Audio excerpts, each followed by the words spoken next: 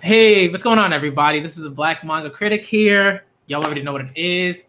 This is a One Piece stream with friends, some good friends of mine, people that I know are super knowledgeable about One Piece, that have very, very passionate opinions about the manga that we all love. Just so you know, I do love One Piece. I'm just very critical of it, all right, as I'm with all the other things that I read.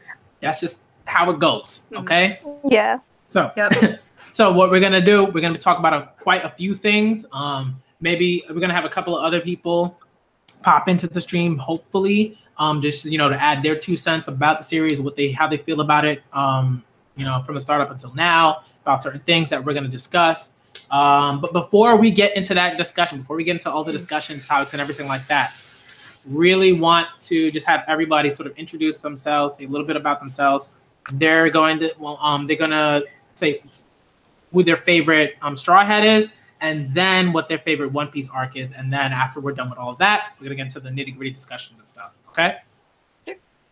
Awesome. All right, so who wants to start? Oh, okay, I'll just go first. Yeah, sorry. Hi, I'm Kendra. You can follow me on Twitter at Sniper of My Heart. I also do like a My Hero Academia podcast with someone who might be popping on later. I'm not sure. But my favorite Straw Hat, it's probably a tie between like Jinbei or Usopp. Just like I love both of them, but like Usopp, I have like a long like dedicated love, but then I am like obsessed with Jinbei. So yep. That's fair. And my favorite arc, I'm gonna like say Enies Lobby, probably just because like the fights were so good, and just like the Usopp and Robin stuff was just like so hard hitting, and like the Usopp and the Luffy fight just like heart wrenching. So it's just like ingrained in my soul. Yes. But like yeah. But I think it's a lot of people's favorite arc. But I just love it. Gotcha. Nice. And also, so just before I sort of move on, like make sure you follow the My Hero podcast. It's dope. Episodes are great. I gotta make sure, I gotta be better about putting links and stuff like that in the description. But if you feel free to like put in links within the live chat if you want to do that, so that people can see. Feel free to plug it however you want. Like it doesn't matter to me, so long as you're getting more exposure and people know more about this dope thing.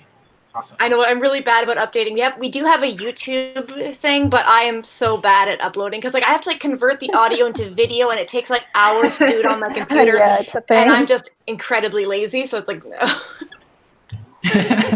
So sorry, not that many people watch it on YouTube, to be honest, like or on my channel at least. I mean, like because we're not. But yeah, whatever. I don't mind. It's fun.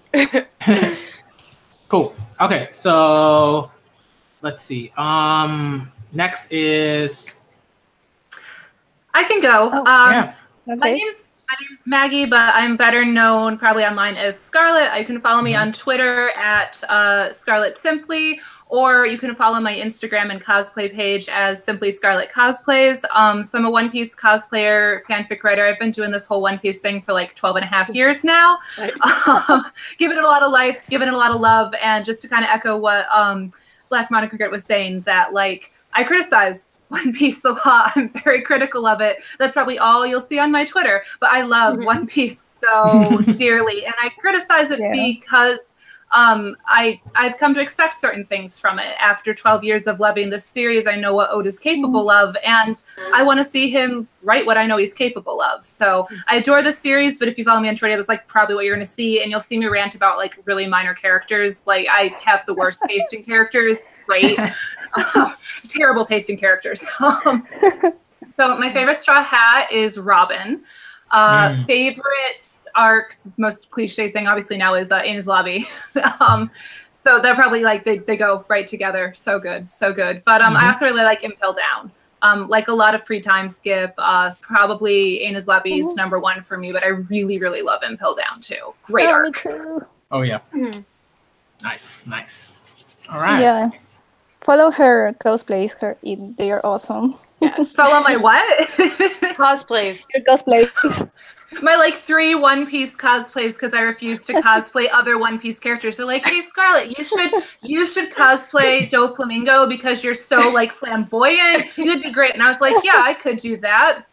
Or I could cosplay Alvida for the 6th year in a row. You know, I think I'm gonna go with that choice. It's always so good. It makes you very recognizable at cons. Like I always know it's okay. It's like a thing. Yeah, that's Maggie. That's where she is. Yeah. No, I know you see me, Kendra, or whatever. You saw me do Jorah this year, which was like debuting Jorah. I loved wearing Jorah with her huge hair. Awesome. It was amazing. It was a delight. It was, but I mean, you know, people are like, Maggie, oh my gosh, we're doing a Warlords group. You should do like this character. No, I'm gonna be Jorah. That's what I'm doing. Like Dressrosa was ages ago. What did Jorah do? Like people remember her as like Art Mom. Now that's who I'm cosplaying. Yes. Anyway, please, that's my intro. Awesome. Right. Man. Awesome. Well, the next, I guess, I'm Gabby. People know me better as Yamineftis on Twitter and Tumblr. Well, I'm an artist from Peru, so sorry for my broken English. Your English is Fantastic. Awesome. Yep. I've been following One Piece for almost 10 years now. And just like Scarlett, I've come to expect some things from it too. That's why I've been pretty critical of it these latest years, especially ever since Dressrosa was half done, maybe. Yeah, that was a thing. So my fave Straw Hat is probably Luffy, closely followed by Robin, though she's been kind of meh. Yeah, I don't feel like she's Robin anymore. But I love Luffy. He's been one of my favorite characters ever. And yeah, my fave arc is it used to be Enies Lobby, but I think now it's Skypiea. Because I don't know, I like that it has a beginning, a story that concludes there, and I don't know, it's just perfect the way it ends. So I just really love it. But it's closely followed by Enies Lobby and also Impel Down. I love Impel Down. Give me one playback, please. Skypiea is definitely rising for me just because like people rereading it or like Grant reacting to it for the first time on Twitter, being like, oh, it is honestly Skypiea is maybe my second favorite. Yeah. It's one of those arcs that ages really well. Like you come back to it and it has a lot more to discover about it. I think kind of people on that first read through, it's one of those things you need to go back to really appreciate the arc. And I know someone on the chat just put Arlong Park, and I also like Arlong Park. I kind of forgot about it, but I do also very much love Arlong Park. East Blue, I have such a spot in my heart for East Blue. Like East Blue, I think people kind of write off because it's like so many short mini arcs, and then obviously everything gets overshadowed by like. Excuse me for a moment, please. Oh yeah, go ahead. Yeah, sure. But yeah, love anything East Blue, Arlong Park, absolutely. No, definitely. Arlong Park is one of those. I feel like people love it, but like it's always sort of used as a kind of like barometer, or a sort of, let's say, like if you love One Piece, you definitely like love this arc. Like you love Arlong Park. If you don't love One Piece, then like this arc was not very good to you, and it was kind of meh or whatever. I adore that arc. Yeah, that arc is so good. It's just so well constructed. It's the arc that gets you hooked. Yeah, right. And I think it's my roommate got that far and then he just stopped, and I was like, "Why?" Why? No, my roommate was watching One Piece. I was so happy, and then he stopped. And I was just like, Yep. Well, but I think holding up an arc like that, which is so early, which is East Blue, and just the emotional impact of such an arc so early in the series. And when we talk about critiquing One Piece, which, you know, obviously some of the stream is going to be, and that a lot of us are people who really do, you know, critique One Piece and demand more of it, it's because we're given stuff like Arlong Park straight out the gate. So early in Oda's career, he shows us what he's capable of writing and the emotional impact and the breadth of a character like Nami. And then no wonder we're frustrated when she's reduced to, you know, a side barely there support Straw Hat. You know, like don't write Arlong Park, Oda, and then be like, oh, just kidding, I'm not going to do anything with Nami now. Okay, thanks, guys. Bye. I noticed like all of us said pre-time skip stuff, because post-time skip, I would say like maybe Punk Hazard. I liked Punk Hazard just because it was like kind of bizarre but like I kind of like the body switching. I don't like how it was used, like the Smoker Tashigi stuff, Sanji being weird with Nami's thing. But other than that, I liked like Punk Hazard was fun. But then there's just like Oda just feels the need to like just like what if I just be like I'm gonna show my like massage. I don't know, fan servicey nonsense. I don't know how to throw around words that like maybe aren't exactly correct, but yeah. No, that no. And actually, Punk Hazard is probably my least favorite arc. I just found it so meandering. I just found the stakes really like. But actually, it's funny. Speaking post time skip, man, I get so much flack for this. I really liked so many parts of Dressrosa. I loved so much of Dressrosa and hated so much of Dressrosa. And I think the arc got away from Oda. So much going on, and I think so many people had so many expectations of it. It was going to be impossible to meet everybody's expectations, and it was so bloated. There was so much happening, but some of that was so good. And like there were times when it truly like this. I was on the edge of my seat reading. Like Dressrosa was the first time I had cried during arcs post time skip. Like I would been super checked out through a lot of Fishman Island and Punk Hazard, and I was like, I feel like I'm reading out of obligation. Dressrosa sweeps in, and I was like, I love One Piece again. What is wrong with this arc? No, Oda, stop. Like this is great. So like I have a very like dialectic relationship with Dressrosa. So yeah, I do like the arc a lot. But there's a lot wrong with it. So much. Dressrosa is one that I like binged because I was catching up, and I caught up to the anime in Dressrosa, and then I switched over to the manga and caught up in. No, you have to. You have to. Yeah. Definitely. And like I think quickly just because I know like some of the guys some of the people in the live chat like they know like my favorite Straw Hat. Hands down. At this point, Jinbei. Jinbei is my favorite Straw Hat right now. And like some people are like, "Oh, Jinbei, he's not a Straw Hat. You know, it's not official. Where's the party?" Stop. That's just like ridiculous. Like, no, he's a Straw Hat. Yeah, this is my guy. I love him. He is like everything that I love in a Straw Hat, in a One Piece character. Just phenomenal. Let him join already, Oda. I know, just make it official. Like he's the helmsman. Just like have him be with the crew, please. Where is Jinbei? They named it like you are the helmsman. Like I was kind of skeptical that Oda was keeping Jinbei in his back pocket for some reason and not actually going to have him be part of the crew. But then when he's like, "I'm the helmsman," I was like, "Okay, Oda, then like let him be that," you know? Yeah. You know, I'm just so mad they left him behind. There's even if he gets like, I don't want him to come in and rescue Luffy again because he always does that, and I love it, but I'm tired. Yeah.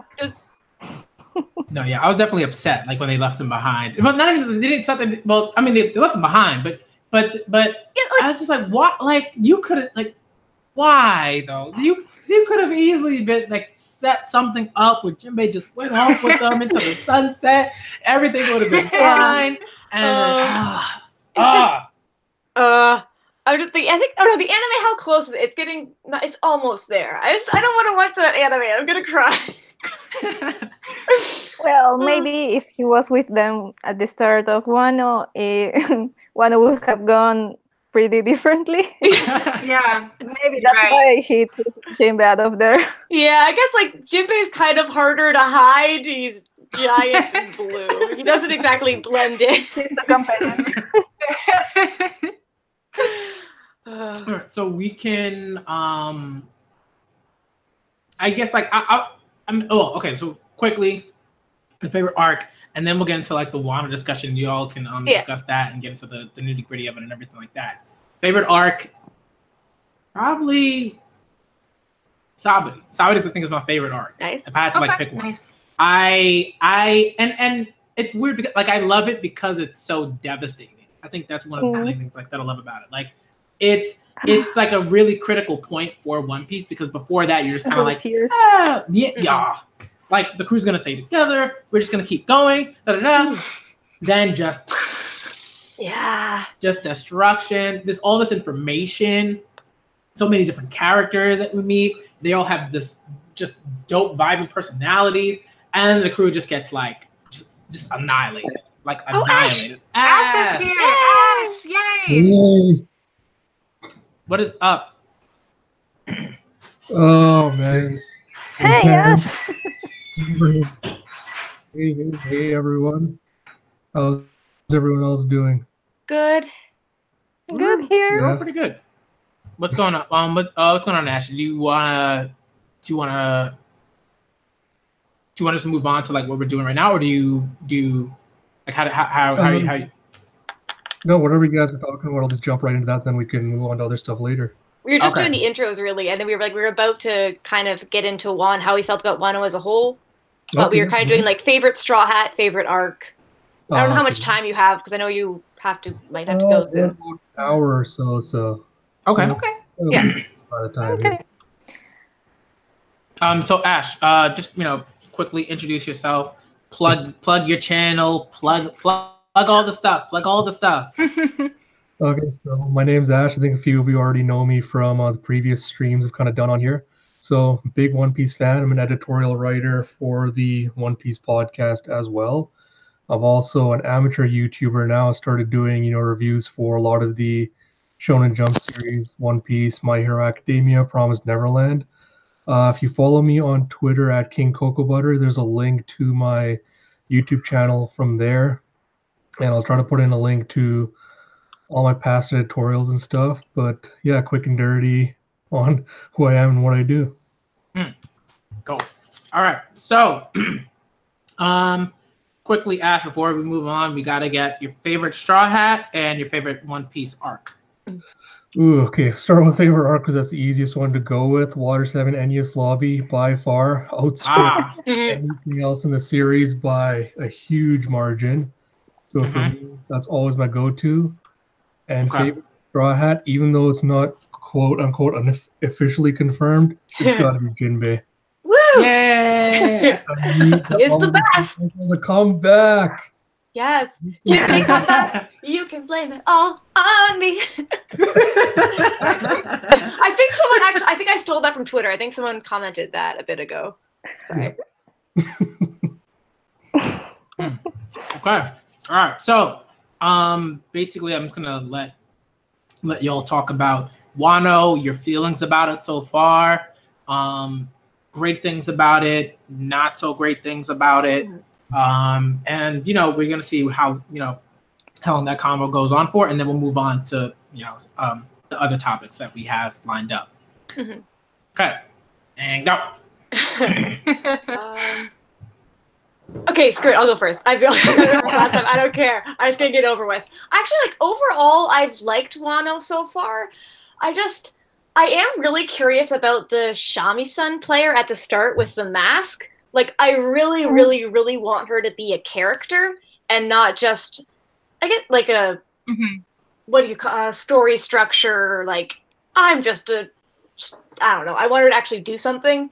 And like Tama, I actually like really, really love Tama. And I was kind of surprised how much I loved her too.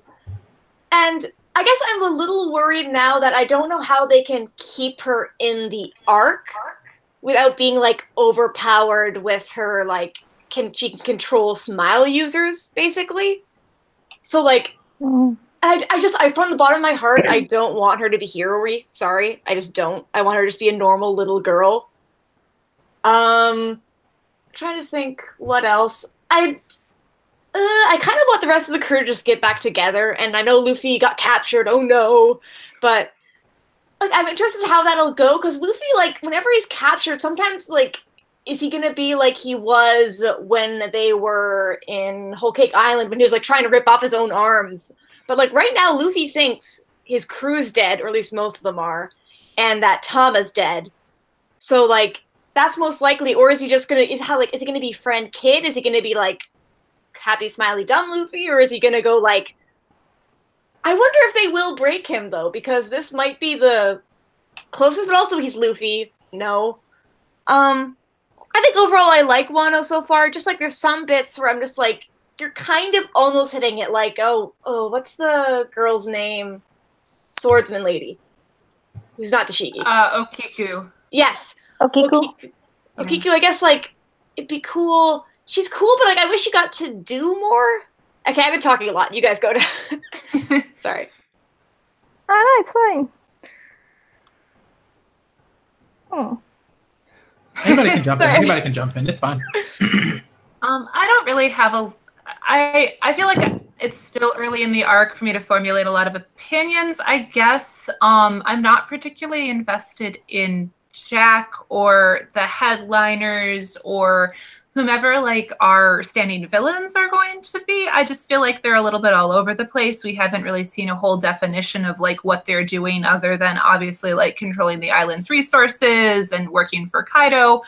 I just I feel a little ambivalent to not only their motivation, but like the crew's motivation for being there. And I guess that's probably just because I don't find, and like this is obviously like an opinion piece that has nothing to do with the storytelling. I don't find the stories of like Kinemon and Momosuke or I don't find that particularly like dynamic or interesting. Like I honestly could care less about any of that, which maybe like is my own, like I'm like, oh no, you're the heir to some kingdom, Momo. Oh no, and like your family's dead, Momo. Okay, and there's time travel. Just even when they were introduced, time travel, yeah.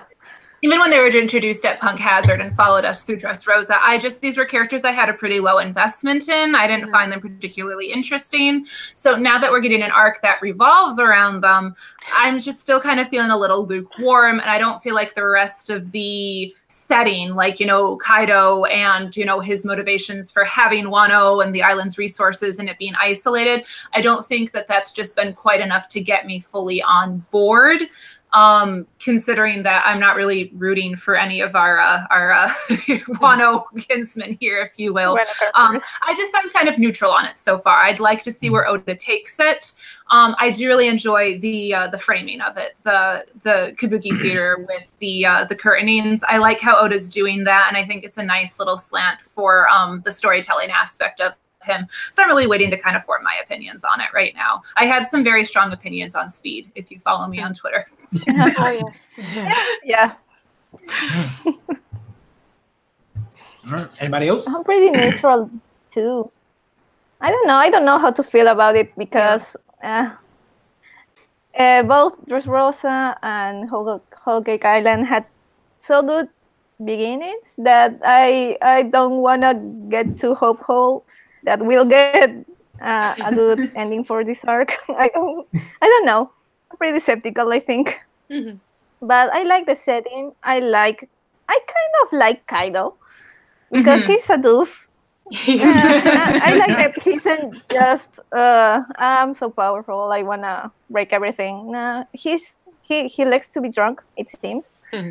So I hope that Oda explores that, and it's not only, oh yeah, I'm Doflamingo, I'm evil, I was born evil. No, I hope there's something there at least.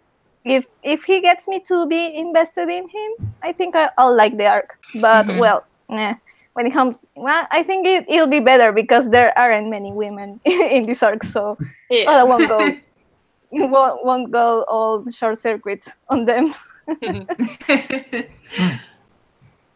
Alright, so I'll just get into it. Oh man, I've done so many videos on this, so many discussions already about my thoughts on Wano, but kind of echoing everyone here, I am still almost neutral, wanting to lean positive on it so far. I mean, it's been really hit and miss. Like, the setup and the intrigue for all the mysteries on the arc have been good so far, like all the stuff with the time travel, you know, Kaido coming in and just like one-shotting Luffy, still the best moment in the arc so far.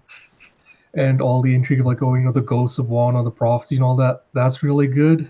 The treatment of the women, I know we'll get into this a little bit later, but everything with Speed, everything with Nami, you know, what might potentially be happening with Okiku is all just kind of really balancing on the iffy end for me right now. Mm-hmm. And my biggest concern is, you know, it's like Scarlett said, I don't really care about any of the groups from Wano so far. I don't give a shit about Kinemon. I don't care about Momo. I couldn't care about the Kozuki clan whatsoever. I mean, it's like, yeah, I know Oda's like, all right, I'm going to introduce like all these dynamic new characters. You're going to be so invested in them. I have great stories and everything built up. And I'm just like, Oda, you have a huge cast of characters you haven't done anything with for like 700 chapters. This, Ash, this. Sorry, continue. Just exactly. Don't tell me you have a cast of new characters for me to be invested in when there's still like all these other ones I'm still waiting to come back into the story and, you know, kind of leave their mark, because it's just like until then I just will not care about anyone in Wano. Like Ashura Doji, if it turns out that he is who he is, I'm like, this is the least compelling character I've ever seen. And I loved his introduction when he was like hinting back at, oh, you know, Oden like tamed this guy. It's called the Demon Child, you know. He was the most powerful badass in Kuri. And you have this goofball. It's just like, oh yeah, I'm just like, all right, sure, I guess, but and man, so but I don't want to get into spoilers because I know Black Manga Critic hasn't caught up with all the chapters yet. Are you okay with that? It's fine. No, it's fine. There are things that like general things that I'm aware of. Yeah. But like I would say the thing with One Piece is, for me, I used to be like, don't spoil me. But if I'm not reading and I'm on Twitter, and I'm on Twitter and I'm like on it every day, like there are things that I'm just gonna like be aware of. But I think One Piece is good about, there's always more stuff. Like there's always like a lot of stuff, like the little things that I like about like reading a One Piece chapter. So I don't really mind so much about the spoilers. Like I'm still gonna be like very excited if I read something and I see the panels and I see certain things. Most of the stuff I haven't like seen. Like I haven't seen certain things. So I haven't read the majority of the chapter outside of like things like big things, right? Like the Kaido knocking out, like that I know about. But everything else like within that chapter, I have no idea like what's going on in the rest of that chapter. I have no idea about like a lot of the more like intricate stuff. So to me, it's fine. And I think it's just because like my like just interest level in One Piece is at like a particular place. So the spoilers don't bother me as much as they would have like 2 years ago or something like that. Yeah. You know what I mean? I'll tell you when Jinbei comes back. Thank you. Yes, like I promise you, everyone in like a 3-mile radius of me will know when Jinbei comes back.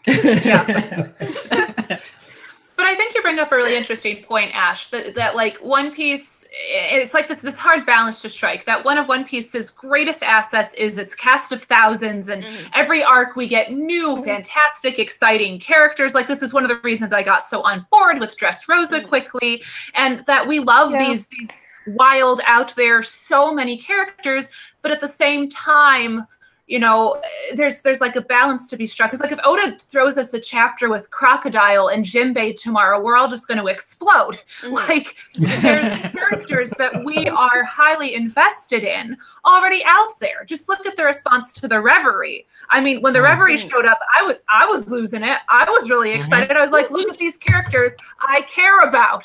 Here they are, you know, and so it's this balance between introducing the new and then also bringing in the old that we already have investment in, getting us to buy into the new, but not neglecting what he's already given us. And the fact that we have high investment in what we've already been given. And I think that's what I'm really struggling at this piece with Wano coming right off the Reverie. Like, why am I going to care about some random samurai dudes when I just saw Vivi and Garp and Kobe and Shirahoshi and like there's so much more I care about way over there now. You know, it just feels like a tough contrast now. And I think that's why I've gone into Wano so lukewarm. Yeah. Gotcha. Like, yeah, definitely. Because like Kanjuro, we saw a bit of him in like Dressrosa. We still like, I don't care about him. Like I care more about Oden, he's dead, than I care about any of like his descendants. Or like Hiri I care about, but at the same time I'm just like, great, we have just like a mystery lady who everyone's gonna go, oh my god, it's Hiri, every single woman we see. So that I just don't care about.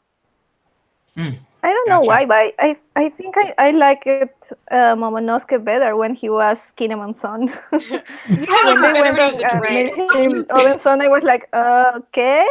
Kinemon was the other guy, the Kanjuro. I was like, look at this cute little gay samurai couple and their son. Never mind. He's some magic descendant. I feel you. They were happy. What I was going to actually bring up was like last chapter when we got like, oh, you know, the curtains are closing on Act 1 of Wano. And I'm just like, all right, please, for the love of God, I want to go back to Reverie. and give me some of that sweet political intrigue I've been looking for. Because, you know, Vivi and Viola are both there, and I'm like, you know, they're going to rock Reverie. They have the skills to just kind of like sway everyone under their thumb. Give me some of that, because pacing has always been kind of like one of his biggest issues in any arc. So if he starts, you know, during Wano cutting back to different events around the world and then tying it back into how it's going to affect Wano, kind of affect events going forward, oh, that would help pacing so much, because it give him a chance to be like, all right, let's take a break from this, go see something else, and then we'll come back into this arc refreshed, you know, with fresh eyes. It'll feel a lot better than just like, okay, Act 1's done, let's go straight to Act 2 and then stick with these characters again that we don't care about. I'm just like, I don't want that. I do love the Reverie, but I just like it was exhausting because it was literally a cliffhanger at the end of every single chapter, and then it didn't really connect. Like, they're like, oh my god, Sabo's with like the guards, but then later he's in like a hole, and I'm like, where did he go? Like, it doesn't make sense to me. I'm just like, I'd like to go back, but at the same time, I'm not ready for like if you go back to the Reverie, don't let it be like shocking reveals every single chapter, because that's what it was for that, and it was honestly tiring. Oh, see, like that's what I'm craving. I'm like, give me the reveals. Like, let's repeal the warlord system. Let's see the fallout. Let's rescue Kuma. Like, I want some high stakes political espionage. You know? Yeah, and nothing happened. I mean, they set up a lot of things, but at the end, not much happened. So it was a bit frustrating in that sense. Yeah, because we know Reverie is going to be 7 days. And I know that the big kind of theory for that is like, oh, you know, once the Straw Hats get out of Wano, because it's totally isolated from all the news, all the events going on, we'll just get like a huge bit of fallout right at the end. But it's like, Reverie seems like too much of a big deal to just put it like post-arc stuff where like, all right, here's a huge info dump of what just happened at Reverie, and we don't really get to see like any of the characters interact with each other, you know, find out what alliances are going to happen and all that. It's like squeezing 7 days into like a short post arc seems like it's doing a disservice to Reverie. So I'm like, you know, to just bump it to there, do like 1 day of Wano, 1 day of Reverie, give us some more interaction. Just don't drop like a bunch of reveals on us and expect us to be excited that we'll find out about it from like 2 to 3 years from now. Yeah, I think one thing for me, I think a lot of people were pretty. Some people were like, yeah, we're in Wano, this is awesome, great. But I think a lot of people were just like, why did we move away like the Reverie so quickly? There's a throne and some random dude, and this is so, what is going on? Yeah. Why are we leaving like, now? And like Kobe escorted them to the Reverie, and then he left, and I was like, no! My son! My son! No, Dellinger's my son. Yes. But, like, my child, my ward, whatever you want to call Kobe. Sorry. Like, Kobe's go. I love Kobe. Yeah. Kobe's like, a good boy, and I need to see more of him. Yeah. I was losing it. I was very excited to see my small child. Yep. Yeah, I wanted to see Koala with the revolutionaries, but why was she sitting around at home while the boys did the work? Koala's the one who's like more capable. This is facts. Now, yeah, and I think what sort of bothers me, this is something I was on the sort of on the Twitter feed for a little bit, like talking about Oda sort of like his he's got like you know, like he a pattern, right, where he just sort of you know, will introduce a particular thing or an event or whatever, and he won't spend enough time with it, right? Where it's like, oh, you know, this clash happened, like, but you know, like, oh, the Blackbeard pirates and you know went over to Baltigo and maybe they had a battle with the revolutionaries and Baltigo is just like in like shambles, or you know, these two crews like had a battle. And I'm not saying we have to have like, you know, the entirety of the battle. You don't need a whole arc necessarily. I'm not saying I wouldn't take it, but I understand that we don't need all of that. But I think there are moments like the Reverie where it's like that pattern like just doesn't ruin it, but it makes it far worse than then it should then it should be. Like, it should be a way better arc. Like, the Reverie should be an arc. Like, it should be a full-fledged arc where we get to see all those conversations, all of those exchanges between between the countries and different political factions and stuff like that. We should be able to see that. I should be able to see like the end result of like a conversation about the abolition of the Shishibukai system. I want to see that. Yeah. You talked about that. You had Fujitora say that too, like, for a reason. I want to see that. I want to see how that goes, because you can do it. I know you can do it, Oda. You ain't dumb. You're not. But Oda likes to show. Remember the flashback in Arabasta when we saw a bit of Reverie at the time? Yes. I think it was a lot more than what we were shown right now. It was like with Wapol, right? And Vivi was a little kid. Yeah. And kind of talking about like Dragon being the next major threat. We saw I guess Oda's just very hesitant to like, because I think we almost always follow Luffy besides like a little bit. So I think Oda's just like, I don't want people to open to be like, for the younger people reading, being like, where's Luffy? Where are the fights? Because like, I know we're interested in like invested in all that stuff, but I think Oda maybe is like a little hesitant to try that. But also Oda can do literally whatever he wants. So I don't know if that's weird. I don't know. Right. Yeah. Well, and I think this is reminding me, and I'm not sure why, of the fight between like Blackbeard and Ace. And obviously, like, that was a place where Oda used that cutaway to be like, oh, here's what's going on. Here's the story. Oh, now we're cutting away. And I feel like that was something episodic. And then we, of course, got the fallout afterwards of like, oh, here's the newspaper. We find out that Ace lost, kind of thing. But for the Reverie, there's been so much buildup and so much, there's more going on there. The Reverie shouldn't be episodic. I mean, I'm not saying it should or shouldn't be. I mean, again, it's his story to tell it as he is, but to treat it episodically versus, what are you saying, like to be an arc. There's too much going on there for it to be a cutaway.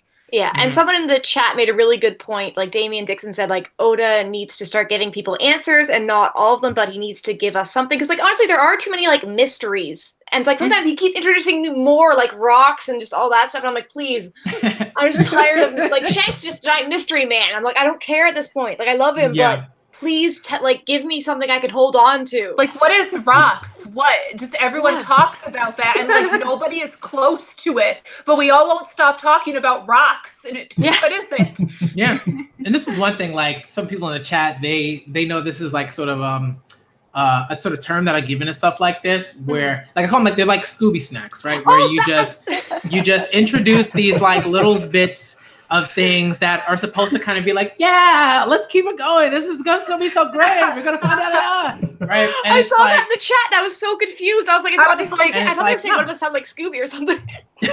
Right? It's like you watch Scooby-Doo. If they want them to be invested and like add attention and like to go on with whatever it is that they're doing, they give them a Scooby snack. And then if it's really, really particularly like whatever, they give them 2 Scooby snacks. Yeah. So it's kind of like that's what I sort of deem like some of the stuff where it's like we see something and like it's supposed to be like really interesting and like and hype is great, but when you do it over and over and over and then we still have more questions, it's like, come on. I am stealing that. That's amazing. Yeah, but see, he doesn't need to give us Scooby stacks, because going back to this idea of characters, and it's not just characters, it's other things. Just throw in Crocodile, just throw in Jinbei, just throw in the stuff we're invested for. You don't need to keep dangling like, oh, here's the rocks incident, whatever is that. And here's another snack that's Rocky Port. Oh, what happened at Rocky Port? I don't know, but Kobe and Lon were there. Doesn't that sound fun? No, just give us Kobe and Lon. We'll be like, awesome, I like these people. I don't know about Law. But, give me the turkey. Yes, you don't need to throw us snacks when he has things we're already invested in. He doesn't need to play stringing us along. And I think sometimes, like, it's again trying to add intrigue on intrigue on intrigue when we're already invested in things that are pre-established, be them people, be them events, and use what he's got. Don't keep throwing us tidbits when there's like a whole cake. Oh, that was no pun intended. Nice. And that's why, like, I love Okiku, but at the same time, I would rather have Tashigi. Yeah. Or give me both of them. like I want Tashigi to be in Wano.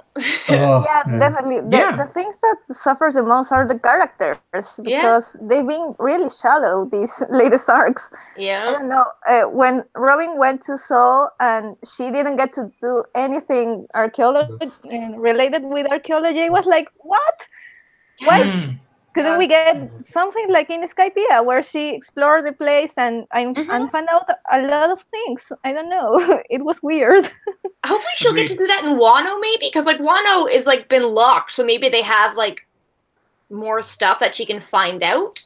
Maybe if like or Kaido destroyed stuff and she gets mad about it and like makes it a request that she's gonna kick his ass, and Luffy like, no, it's not part of the plan. Rob's like, no, he destroyed archaeology, he's destroyed a ruin. I'm going to kill him. I just like that would be great if Oda actually did that. Yes, I know, but he won't because Yeah, but then again, like I feel like it's not unreasonable for us to ask for Robin to do these things when she's done it before. Like, don't give me Skypiea Robin, who is like bottling, just battling, taking it out, just destroying Yama, and like doing her archaeology bit, and then like not ever do anything again. I'm like, Oda, you show us that you can write this, and then you like take it away. Like, this is why we ask for more. Yeah, like people call him like Goda, but it's like he's not that good. Like apparently post Timeskip, he just like forgot how to write women. That we can move into that next if you want. Yeah. We can get that might get be a into good that. segue. Yeah. All right, Who wants to? Who wants to touch that? Maybe you should maybe lead on this one, Ash. I don't know. Yeah, I think Ash has a lot. Ash is what he wanted. I think Ash wanted to do the stream. Oh yeah. Yeah, no, because I was gonna talk about I wanted to focus I want to go back to like the older arcs later on, but I want to kind of start with Wano. Because we have Okiku introduced, and when she was first introduced in like the first few chapters, it seemed like he was going for his typical like, oh, here's another damsel in distress, so another, Luffy and Zoro are gonna have to go chase after her and rescue her and all that. Then it turns out that she's a badass swordsman, and I'm just like, yes, Oda's finally answering my prayers and like giving us what we want. And then a few chapters later, he starts throwing in hints that, oh, what if Okiku really isn't a woman? And I'm just like, Oda, don't do this to me. Yeah. Because and if she is trans, sorry, I'm interrupting. But if she is trans, then like I don't trust Oda to like handle it in a not horrible way. Yeah. So like I'd rather she not be if Oda's just gonna be transphobic about it, like he always is. Yeah. I don't know, because like on the one hand, like the way he set up the whole like shitty Sanji flirting with her and like being super incensed that, oh my god, how dare like Kinemon have a friendship with a woman, and how dare that woman not be interested in me, the greatest guy of all time, all that crap. Did he get mad she wasn't interested in him? Yeah, he got mad because he thought that Kinemon was like, she was flirting with Kinemon, and he's just like, oh, what the hell does he have that I don't? And I was just like, Sanji, buddy, just don't do this. Yeah. My biggest concern with that is going to be like Oda revealing, Okiku is a man. She's just like dressing as a woman, and Sanji is just going to like lose his mind and be like, oh my god, and just have like a super transphobic moment. Yeah, and that's my biggest worry. Yeah. Because I'm just like giving us a strong, like an actual trans character that's like actually, a trans woman that's actually strong, powerful, and is like actually treated like a human. I'm like, Oda could give us that, but I don't know if I trust him to do it properly, because this kind of ties into like, a longer term fan theory about Crocodile and what his secret is. Oh yeah. Because whatever it's tied to Ivankov, and it's tied to some kind of relationship they have, and the fact that this is a secret Croc doesn't want to get out. And I'm like, again, like in the background, whenever we saw Croc, back in chapter 0, back was turned to us. When we saw Croc as a child, they looked very androgynous. And then you have, current Croc is all very obviously a man. But my question is like, how is Oda going to handle that story? Because, I've been pushing for Croc showing up for the longest time. And it's because Oda introduced them all the way back in Alabasta. It was already setting up hints, because Croc was the first villain we see who's like, all right, I have an equal gender split in my crew. You know, I have leaders of both genders like teaming up together, which was really supremely great. And he's like, all right, Croc got defeated, brings him back in Impel Down, you know, has Ivankov break him up, be like, all right, there's something else at work here. Hints at him again before we go into the time skip, being like, all right, he's going back into the new world. And he's just been teasing that over and over and over again. You know, Croc is up to something. And I feel like that has to indicate that there's a bigger role they are going to play in the story. And I feel like, all right, eventually that's going to mean we're going to learn about their backstory. And I'm like, on the one hand, if Okiku is an actual trans woman, you know, Croc is as well, that would be such a great moment in Wano, which, you know, is kind of being presented as a little bit backwards and conservative, to kind of flip that script and be like, oh, you know, they're going to learn how to be more accepting of diversity by the time the arc is over. And it's actually kind of going to become a haven for all these different diverse groups, you know, with the Minks possibly starting to live there, with, you know, Kaido and his crew all staying there, stuff like that. I'm like, Oda could go in a really positive direction with this, or he could just go like in a super transphobic, just terrible direction in this. And I'm like really split on which way it could go right now. And Kaido's the one who gave Croc his like face scar, right? No, I think that was Whitebeard. I think it was Whitebeard. You're right, it was Whitebeard. Well, and go ahead. I was trying to think if you had come back Kaido for vengeance, but did he have any interactions with Kaido? I don't remember. No, I don't believe so. Okay, never mind.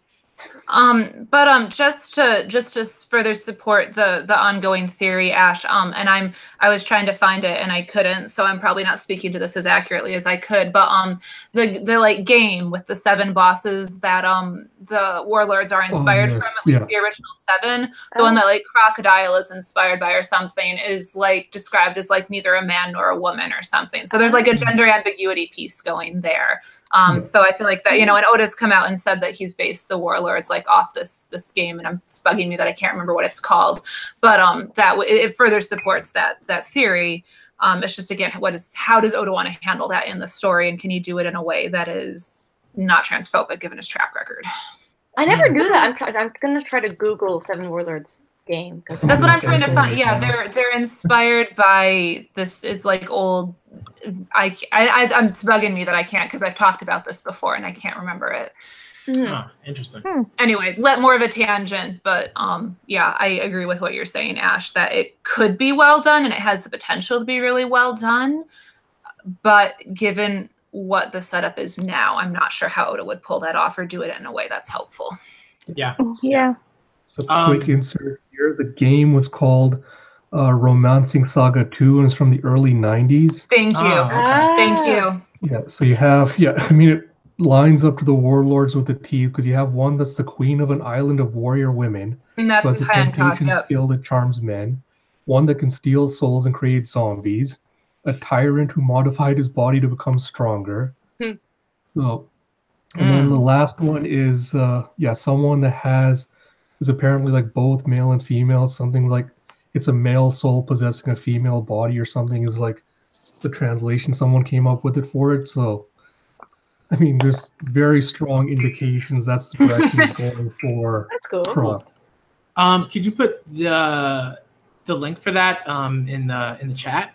Yeah, just give me a second here. I'll find it. Awesome. Okay, so while you're doing that, just want to introduce one more person who has just joined us. Yume, are you there?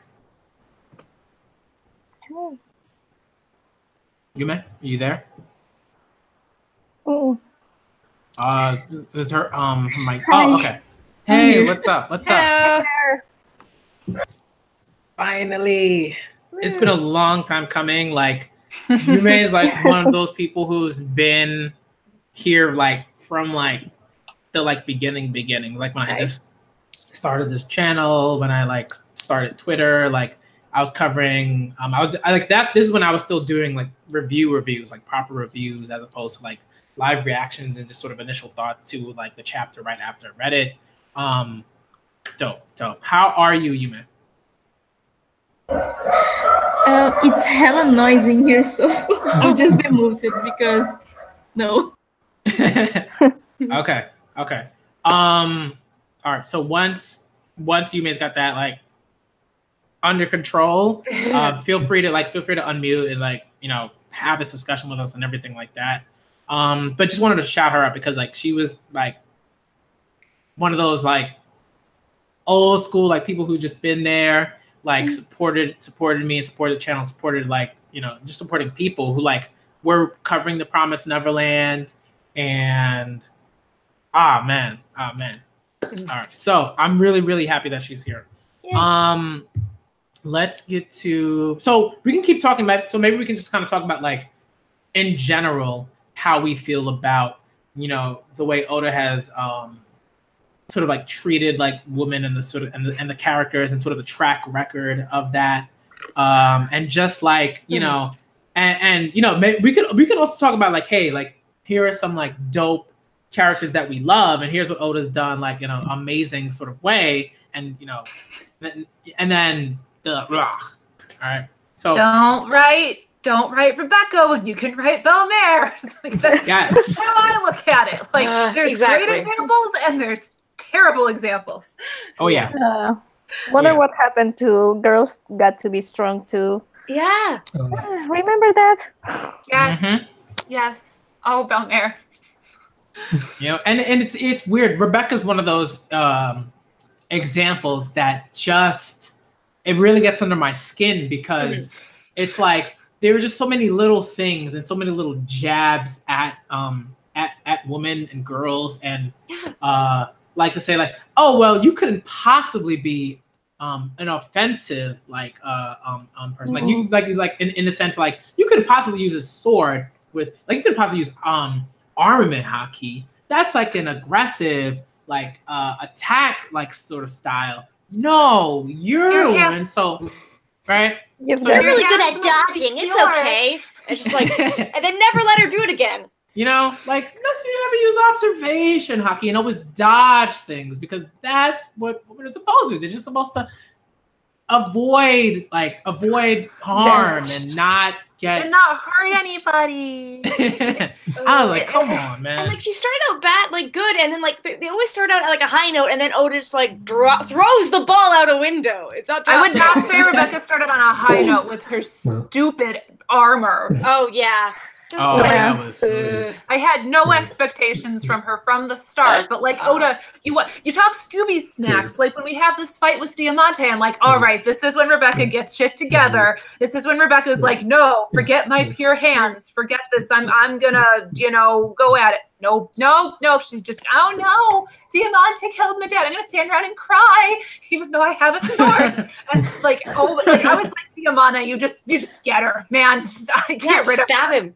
Yeah. You know, like he kept stringing us, and then like that fight with her father came, or Kyrus comes in, and I was like, great, okay, we're gonna have a team up, and he's gonna show his daughter that she can fight, and this isn't all about dodge it. Nope, I'm gonna fight for you so that your hands will be pure. And I'm like, Diamante, can you just kill both of them, please? Yeah. And then the actual Straw Hat there doesn't even get to fight. She just protects, and oh no, her back got injured. I'm just like, Robin could snap Diamante's back in like a split second. Yeah. Yeah, but I guess like, she doesn't have any balls. Like she doesn't have any. It's not any balls.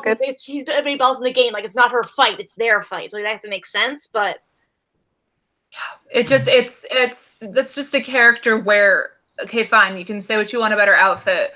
There were opportunities to do it right, and Oda dodged every single one of them. Yeah.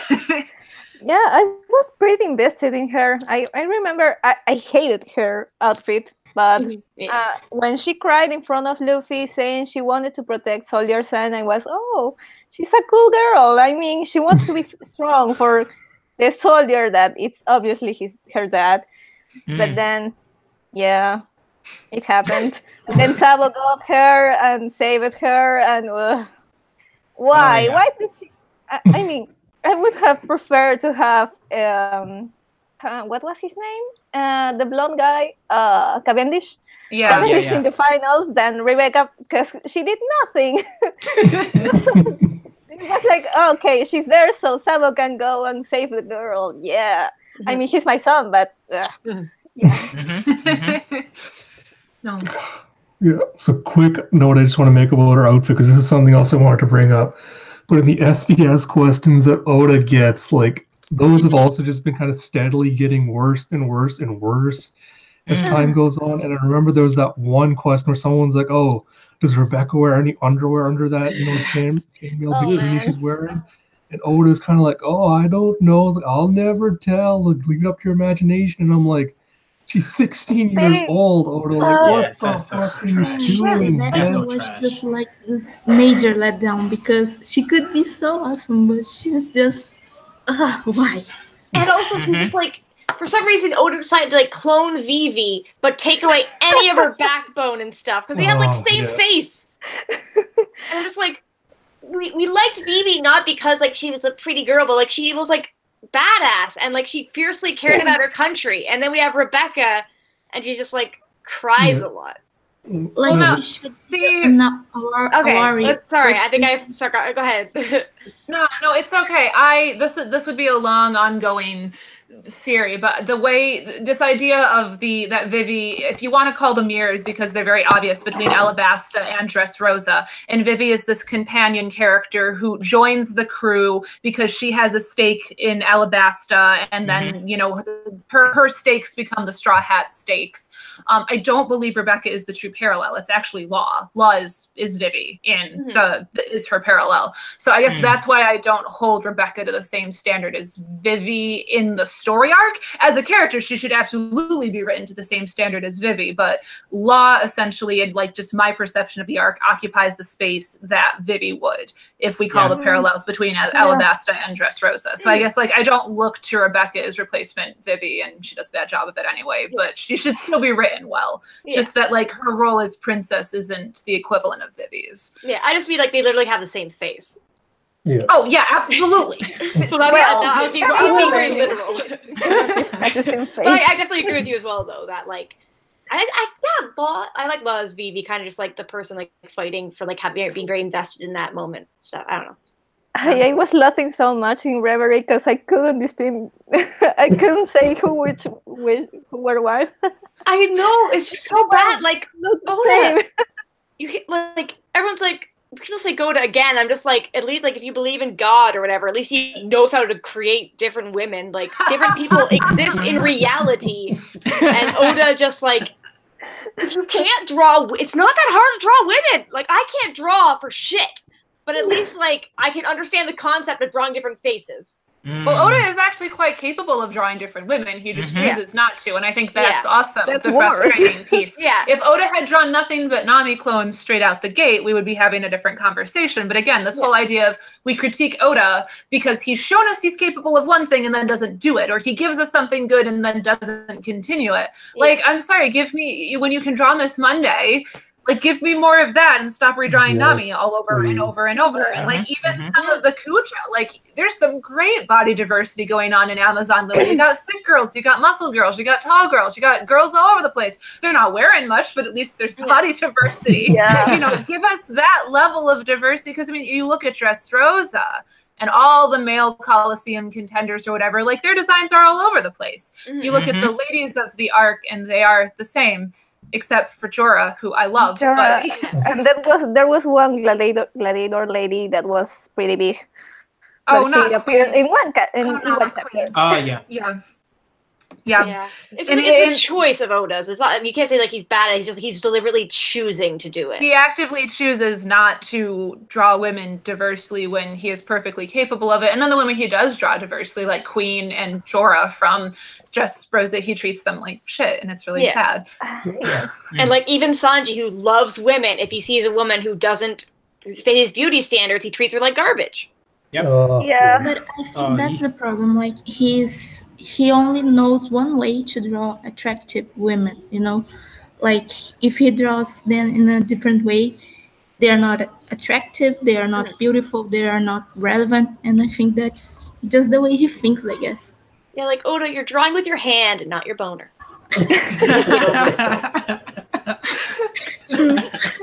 There's some little details too. I mean, I was rereading Arabasta not long ago, and I was thinking, I think it was Drum Island, and Bibi and Nami are wearing really heavy coats because it's snowing, and then I remembered how in Punk Hazard they are wearing coats too, but they are all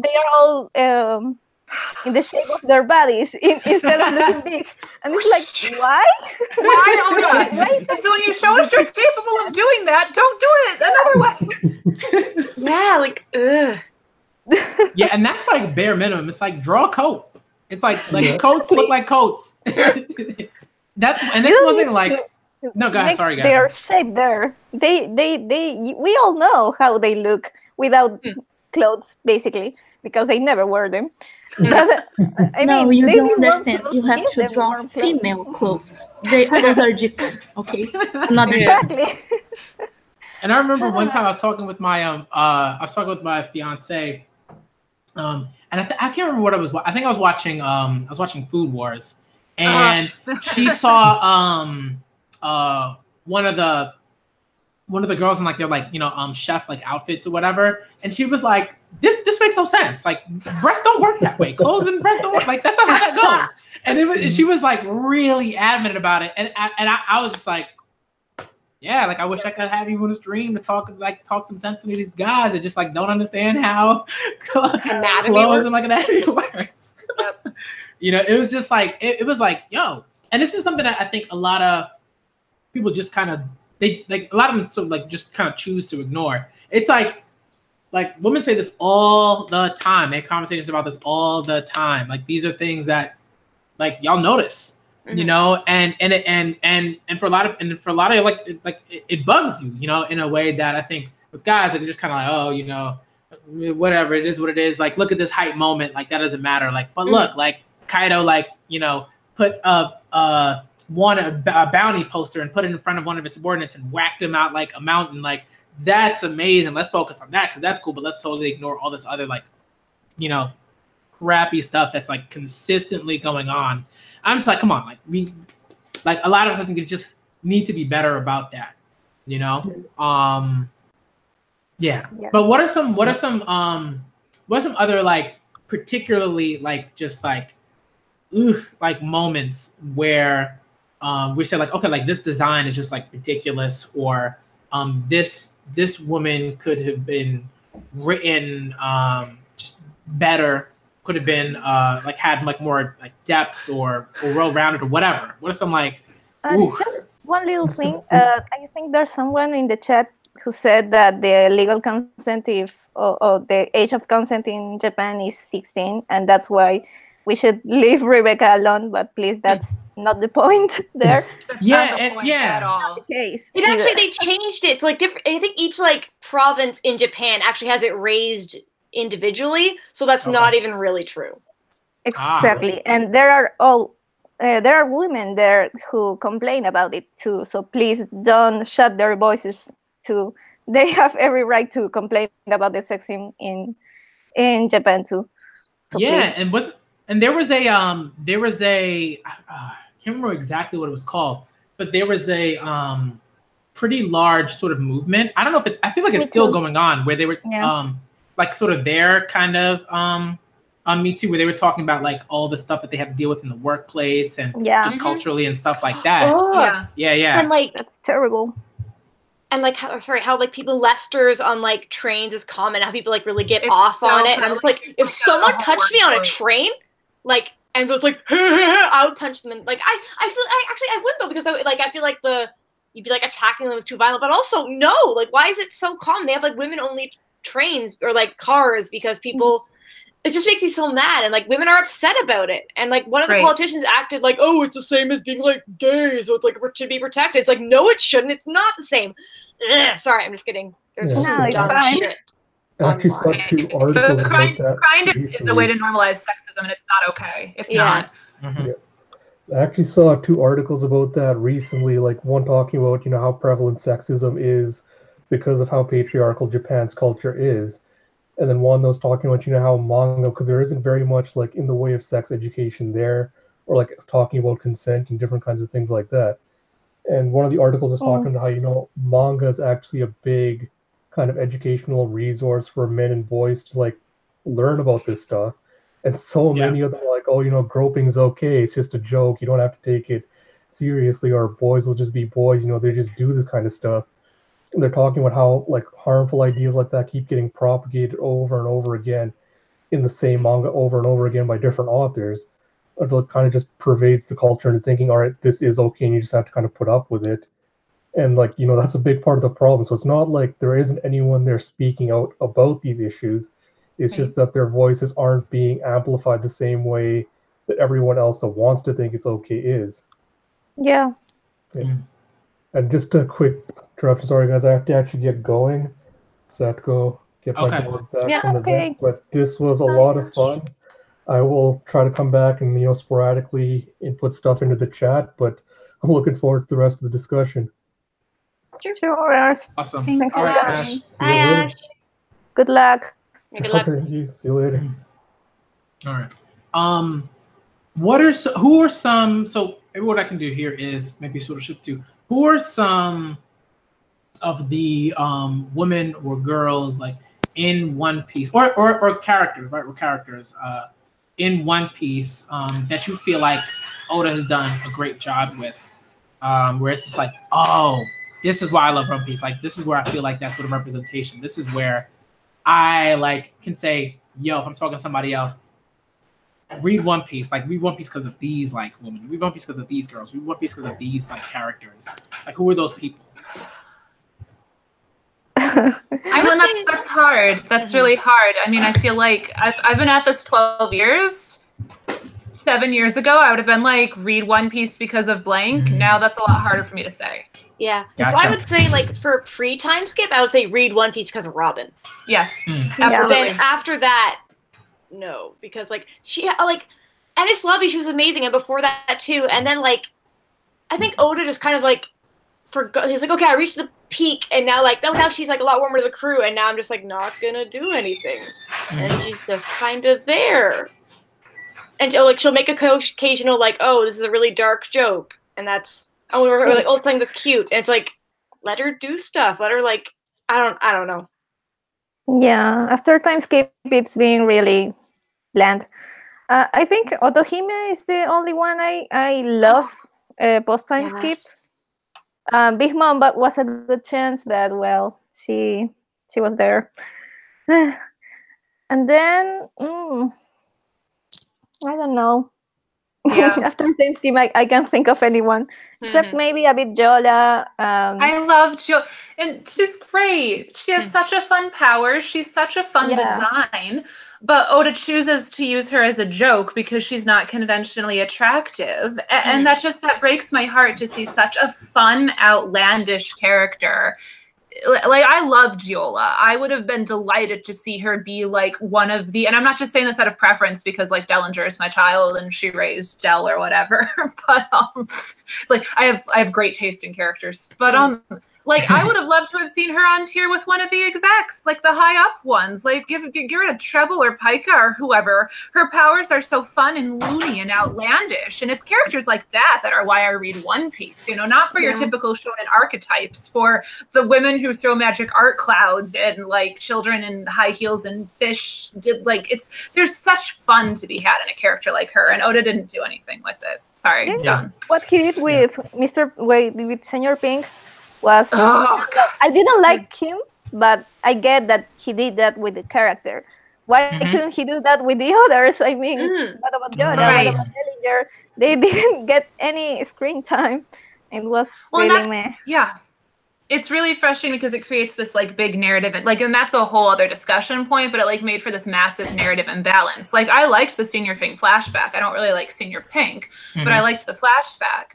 But then we don't get any kind of context like that for the rest of the family, except for Baby Five. His story is, there are a lot of characters, but yeah, let's get this guy. His story is important, even if it doesn't have anything to do with the arc. And we won't see anything about the rest. It was like, what? Wait, I guess, like, I love Bellamere, but I wouldn't say, like, oh, read One Piece because of Bellamere, because, like, she's in, like, one arc, and then she dies, and then Nami, like, kind of forgets about her. Man, I love her so much. I love Bellamere. Yeah. She can't carry the series. Yes. Yeah. What is that? Like, okay, Otohime, Bellamere, both of them are dead. Yeah. He kills the mothers and, like, we're like the adult women who are like big, like he doesn't really focus on them that much. Like, I'm trying to think of like.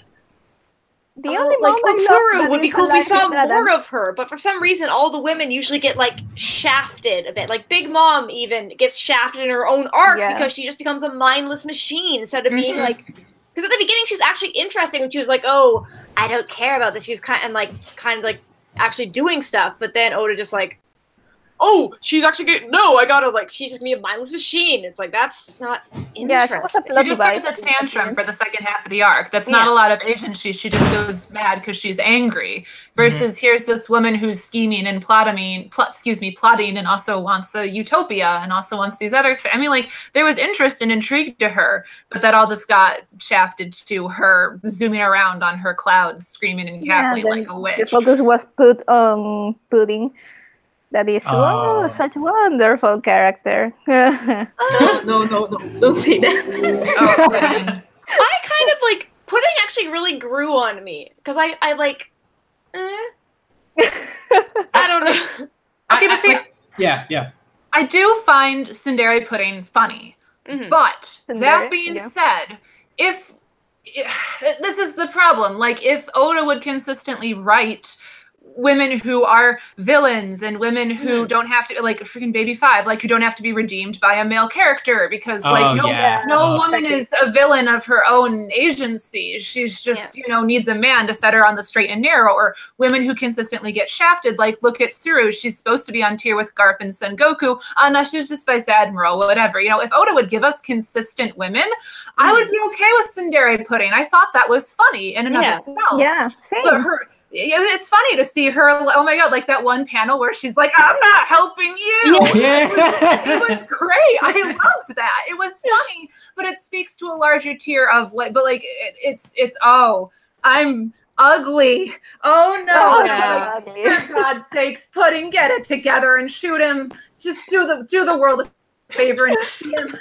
The thing he did with Pudding was the same thing he did with Babe 5 and Boa Hancock in a way, you know, like they were badass, they were mean, and then somehow a man shows up and saves her. Oh, don't worry, she fell in love with him automatically. It's like, no. Who was there to save Dellinger? Nobody. That's who. And the worst part was that she was supposed to have a good relationship with Lola, right? So you are telling me Lola was never kind to her? Sanji was the first person in his life that was kind to her? That's why I was reading, like, Lola, Chiffon, they were so nice. Yeah, Chiffon. I mean, both of them are great. Like, I remember I was doing another stream, and I was like, and I said that like Lola was like one of my favorite characters because like Lola. You know what I mean? Like Lola was dope. Like Thriller Bark was better for like because she was in it. Yeah, you know what I mean? And there was just so much like garbage going on, and Lola just kind of, you know, I don't know, kind of like. Sort of balanced it out in a way, you know what I mean? Because it was like, here's Absalom, he's just disgusting. And then like, and then there's Lola, she's dope, she's doing all this stuff, she's helping the crew, and she's battling along with them. That's what I was saying. Like, I would say like read Whole Cake Island for Chiffon. And Lola and Chiffon are examples of Oda being able to draw women diversely and still have them be fun and engaging and interesting. You know, and I remember one of the big things that Ash pointed out in one of his editorials was that like we get Carrot and Nami taking a bath, but Chiffon doesn't get to take a bath and have a sexy bath time because she has to take care of like little baby Pez or whatever. And I'm like, why can't we have sexy curvy Chiffon in the bath? Why is she, you know? And you could like that's a minor little detail that you could harp on if you want to, but you know she's not viewed as desirable. Even though she's this great, fun character. I love Chiffon. I love Lola. It's just, you know, the fact that, like, Oda's capable of this and then doesn't do it consistently. I love you guys because I love them so much. And then they are just so underappreciated, you know. They are awesome characters. They're fun. They're sweet. I love them. At least she got to do more than Smoothie. Smoothie. Oh, no. She was the only one of the sweet commanders that didn't get a fight. Luffy caught Cracker, Luffy fought Katakuri, Smoothie stood around. And it just, and like, again, obviously she was one of Oda's more glamorous, sexy designs, but he showed a level of diversity there. And like, she's leggy, she's unusual compared to being a Nami clone. What did she do? Nothing. And actually, some of the Katakuri sisters' designs, some of them are pretty typical Oda. Some of them are fun. Did we see them do anything? No. Yeah. They were there to lie. And I know some people type like, oh, like whole cake's not over. It's gonna be like split. It's like you can't really count it. And people are like, oh, it's like Ennis Lobby and like Water 7. It's like there's not a gigantic Wano arc in between those two. Sorry. Can you imagine? That would have killed the momentum of like, just we're gonna take a break from them zooming down the train tracks to bring you Wano. Yeah, no, and like I doubt even like in, let's say if Smoothie does come to Wano, or if she does appear in Elbath, I seriously doubt. I bet she won't get a fight.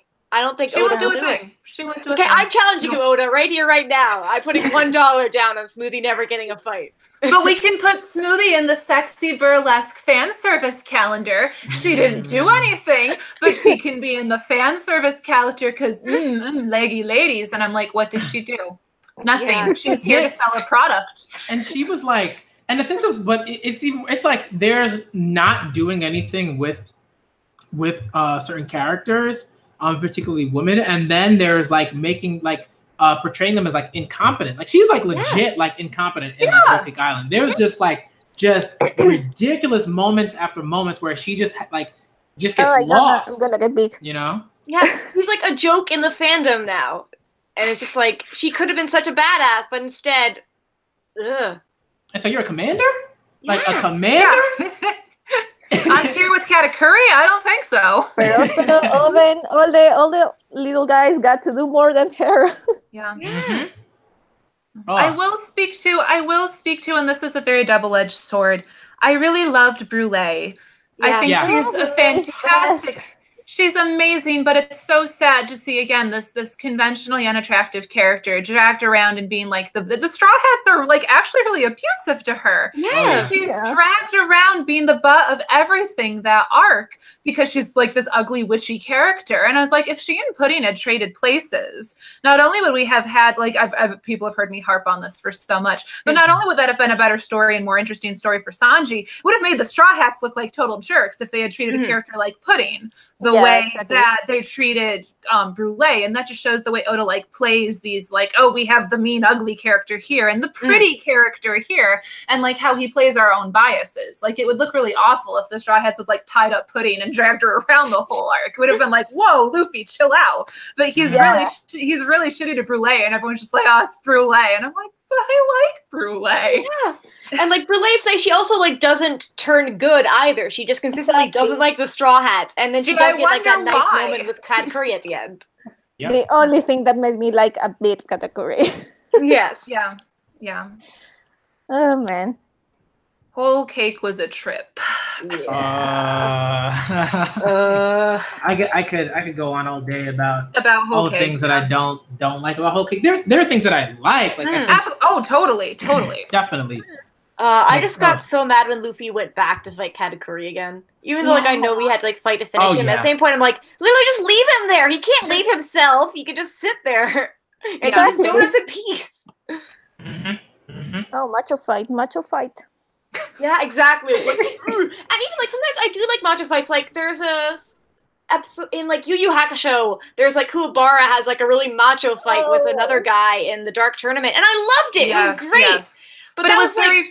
It was self-aware. Yes, it was self-aware. Well, this is just like, it's cool. This is awesome. And I'm just like, and even like the power up that Luffy got, I'm like, that's interesting. Yep. That fight. There's just like so much I don't like about it. But I always will say, when it comes to Luffy versus Katakuri, is like I love the Merienda. That was funny. It made me laugh. Good part. Cool. I like the first part of the fight. Yeah, like everything up to the Merienda. That was great. The haha donuts, and then everything after. I'm just like, I don't care. Yeah, I loved the donuts. That was delightful. Nom nom, sinful donuts, eating donuts. I was like, yay, more of this. this is why I read One Piece, to see large shopping men eat donuts. But yeah. But then, yeah, and it's funny how similar are Katakuri and Pudding, since they both are hideous. Yeah. But how different their stories are. I mean, one wants to protect their siblings, and the other is a sad girl who needs a man to show up. Who needs a man? He needs to be told that she is beautiful. Yeah. Yeah. Where was Luffy telling Katakuri, like, Katakuri, don't worry, you're beautiful. Exactly. Katakuri, those teeth are bad. Like, give Luffy, like, the starry eyes. Like, he gets, oh, sugoi! I love your teeth! And then Katakuri's like, no one's ever said that out my mouth. I can't just imagine, like, oh, Katakuri, your teeth are so beautiful. I think I did make a thing pointing out, like, Katakuri and Boa were very similar. Yeah. Oh, yeah. We should make a club with Bartolomeo. Luffy's just gathering a fan club, really. With big teeth. Yeah. You know, and it's like, there's like I think what also sort of bothers me about it is like, it's like, there's so much that could have been done there that could have been really cool. But I think what bothers me is like, it just kind of like, the fight just sort of devolves into this very like surface level, or shallow. I would say shallow, because it's not like, it's not all surface level. There's like obviously like stuff under like the surface in terms of Katakuri and his character and blah blah blah blah. But it's all just so kind of like shallow. It's like, oh, I was bullied, people didn't like me, but it's like, where's the rest? Where's like the like Senior Pink level, like, you know, backstory there? We get like a few panels, then Katakuri's like, oh man, I've come to respect you. Now I'm gonna take off my shirt because whatever. And then it becomes this like, like we gotta punch each other until one of us like just can't punch the other anymore. And it just devolves into this like just kind of like corny like conflict fight. There. Yeah, it just made me think of like putting how we only got like a little bit, and she talked a little bit about being her like mother's doll, basically. And I was like, give me more of that. Like, go the what's the girl in Evangelion? I know you're talking about Asuka. Asuka. Go her route. Like, go pull that. Like, I can let her be angry. That would have been cool. Like, and also we got like a little bit of a tease. Like, she was thinking about like Lola leaving, and this was before we found out she was actually evil or whatever. And like, go into that more. Like, how does she actually feel about her siblings? Like, exactly. I mean, why did she have to stay in the first place? I mean, oh yeah, I'm in love with Sanji. Now he's leaving. I'm gonna stay here and wait for him to return for me. I mean, oh yeah, that's terrible. But then, like, I don't want her to go off with Sanji either, though. Yeah, she needs to pull a Lola. She needs to pull a Lola. That would be cool. Like, if we cut back, but at the same time, like, Katakuri stayed. And like, people aren't mad about Katakuri staying, and he like doesn't like his family, or I guess he likes his family, but like, that's the thing. I don't know, because he's supposed to protect his siblings, but it's not like his mom is nice to them either. So what's the conflict there? How does he feel about his mom? Yeah, protect his family from his mother.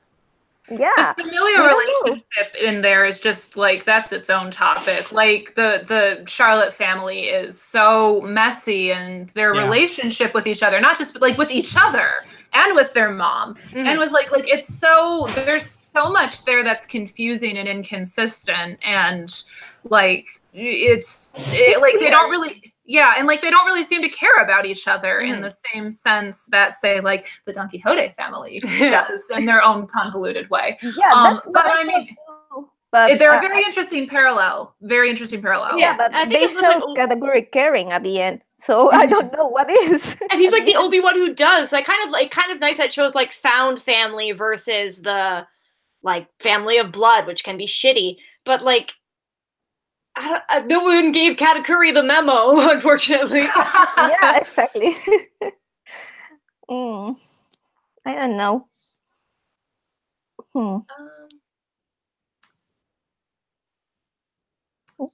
So I think probably the next tie-in, if we're following kind of the list that we were considering, was we could probably talk, now that we've talked Whole Cake, we could talk like the Sanji issue of that, which is, I think that's next in our topic. And now that we're playing through Whole Cake, we can talk about this guy. Yeah. Oh, and just for people in the chat, Black Manga Critic had to step away for a bit, but he'll be back soon, I think. We have a list of topics, and we're mostly going in order, mostly. Yeah. Sanji. I used to really like him. Like earlier in the pre-time skip, I thought he was really interesting, and he was cool, and he got like Mr. Prince and all that stuff. Yeah. But then after that, he just kind of like.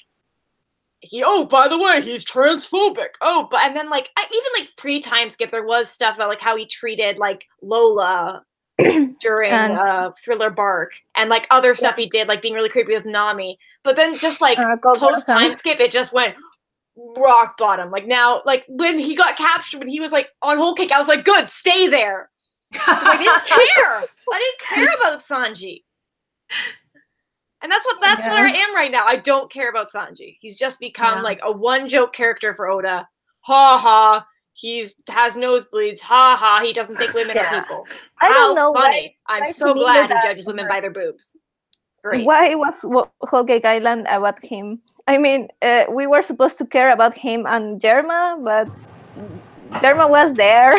Yeah. Reiju was there. I don't know. I don't know why the arc was needed, because he didn't learn a thing there. No. He only got a new suit that I guess he'll wear someday. Oh yeah. That was weird. I think what sort of bothers me is when they just kind of like when they leave the suit with him, I'm like what is Oda going to write that is going to like just make fun? Oh, I despise my family, and there's just so much trauma there. But I need to use this I need to use this suit. Like I can't rely on my own power. I can't get any power up with that deals with like my legs or anything like that. I need a raid suit from my awful family to beat whatever person is coming up. Like what? Like no, that's just like it's absurd to me. It's actually absurd. And then people just keep defending it. They're like, but it's a Chekhov's gun. It's gonna be used later on. This is what they get. Oda has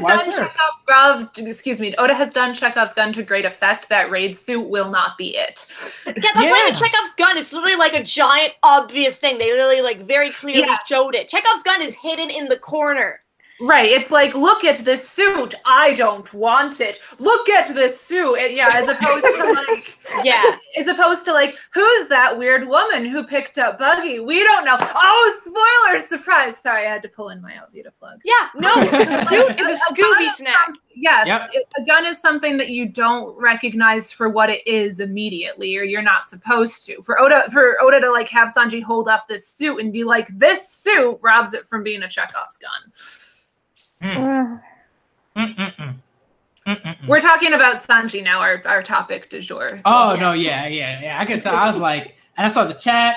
I think a lot of it, like it's just amazing, like the levels like to which Sanji just sort of fallen, like just he's so bad. Originally, it started because I think Oda wanted to differentiate Sanji and Zoro. Right. Mm-hmm. So he's like, oh, they're competition. Oh, like Sanji's more of a ladies' man. And then it just kind of like spiraled out of control because like, and I know someone was saying on Twitter that like, oh, it's so like, if Sanji was able to talk to girls normally, he would be like too much of a ladies' man. Like he would be too perfect. So he needs like a flaw. But there's other flaws you can have.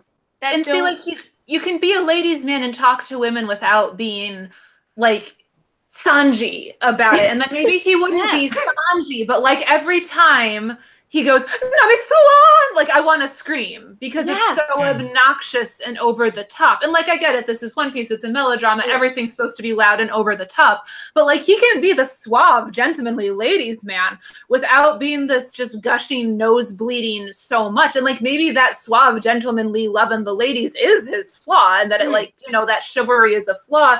But the levels to which Oda has taken that You know, he's not a gentleman. He's not a lady-loving cook. He's not the gentle cook. He's like a pervert.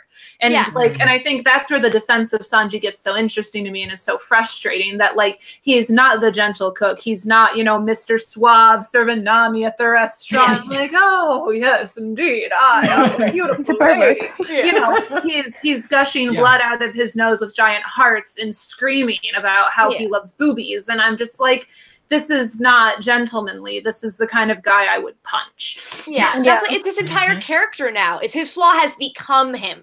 Instead of being just like a trait, it's just him. Yes, thank you. It's never treated like a flaw. It's always his trait. Because we never see women really bothered by it. And I mean, if I saw him, I'd like to punch him in the face. No, I'd be terrified of it. I would be scared of him. Like, flat out, if I met any other stars, I'd be like, oh, yay! Sanji, I would be like, other side of the boat. Same with Brook, though. Brook just scares me because he's a skeleton. But I love him. I'd be like, from across, I'd be like, I love you, Brook. Sanji would be like, stay away from me or I'll miss you. Well, and let's talk Sanji and Brook, because Sanji, like, okay, Brook likes panties. And that's annoying, and it's kind of a dumb joke. Like, every time he sees a lady, it's like really rude, obviously, to be like, can I see your panties? It's dumb, but it's a one-off gag that we get throughout. His entire character is not about him stealing panties and bathing in them, and every time they go to a new island, he has to hit the lingerie shop and like cover his bony body in them. And like, his entire character is not driven by his love of panties. It's a one-off gag. It's annoying, but it's nothing to the level that we get of Sanji, whose entire character is about him screaming Nami Swan. And I'm like, please stop. And even like Brook, when he saw Big Mom, he realized, okay, this is a fight. I gotta like fight her. It wasn't like, can I see your panties, Big Mom? And like trying to cut her dress so you can see it. No, he was like in the moment treating her as an opponent. He had to fight. Exactly. Right, which Sanji Sanji and cannot fight women, even when a woman he loves, her life is at stake. No, who cares about Robin? I can't kick Khalifa. She's a lady. Nope, that's not gonna happen. And like, I get that people argue it being a tragic flaw, but it's not treated as such. Like, it has to be framed narratively as this is a problem. You know, it's always heroic. I mean, he's always right when he says, "Oh no, women can be evil." It worked with Baby Five. With Viola. It's worked with Pudding. Yeah. It's worked with Robin too. When he didn't know that Robin didn't betray them really, but he was sure she wasn't evil. So it's like, no, women can't be evil. Yeah. They are just confused.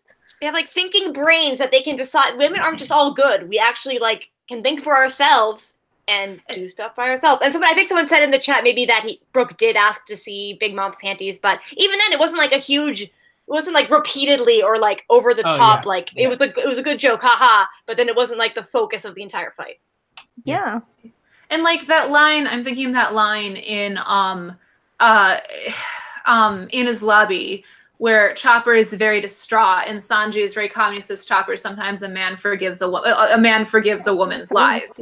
And in that moment, it's very impactful because it's speaking directly to Robin, that like he knows something else is going on and that this is like she had a reason to lie. It's speaking directly to Robin. But as the series has gone on, we realize that it's just about all women in general and it doesn't matter. And I'm like, oh, that makes that line way less impactful because like even if Robin hadn't had a good reason for lying, he wouldn't have cared.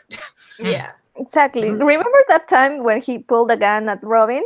That was great. Showed up. I was like, oh, that's Sanji liked. I think it's like, oh, it's a flaw, but like Usopp is a bit of a coward. That's a flaw. He fights against it. He tries to improve. He struggles with it. Sanji's just like fine with it. It's just like it just is. It's not something he like does anything about. He's not aware of it as a flaw. Like Usopp knows this thing is a flaw. Sanji does not. Yeah, I mean, he was willing to let Robin die just because he didn't want to fight Khalifa. Yeah. Yep. Great job, Sanji. Great job. That's Nakama for you. Yeah. Yume, how do you feel about Sanji and what's going on with his character from like just like sort of the beginnings of like his introduction to now? Like how do you feel about that? I want to punch him in the face. Like That's I mean, he's a reflection of Oda's sexism, you know. I can look at him and not see that. So, and his fandom just sucks. So that's how I feel about him. In the beginning, when he was introduced, I thought he was interesting, like he was a cool character.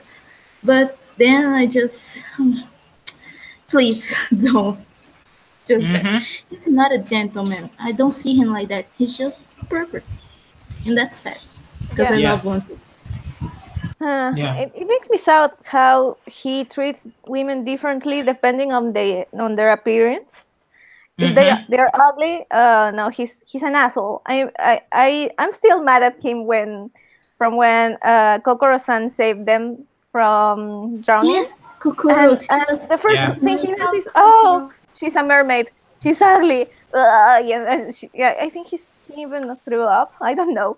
But I was like, man, she saved your life. How can you do that? And if you want Sanji to be like that lovely gentlemanly cook, like it would have been funny and like a funny commentary on like his obsession with women to be like a beautiful mermaid. Oh, Kokoro-san, the beauty of you and us. Like it would have been. It would be funny to see him treating maybe characters like Kokoro or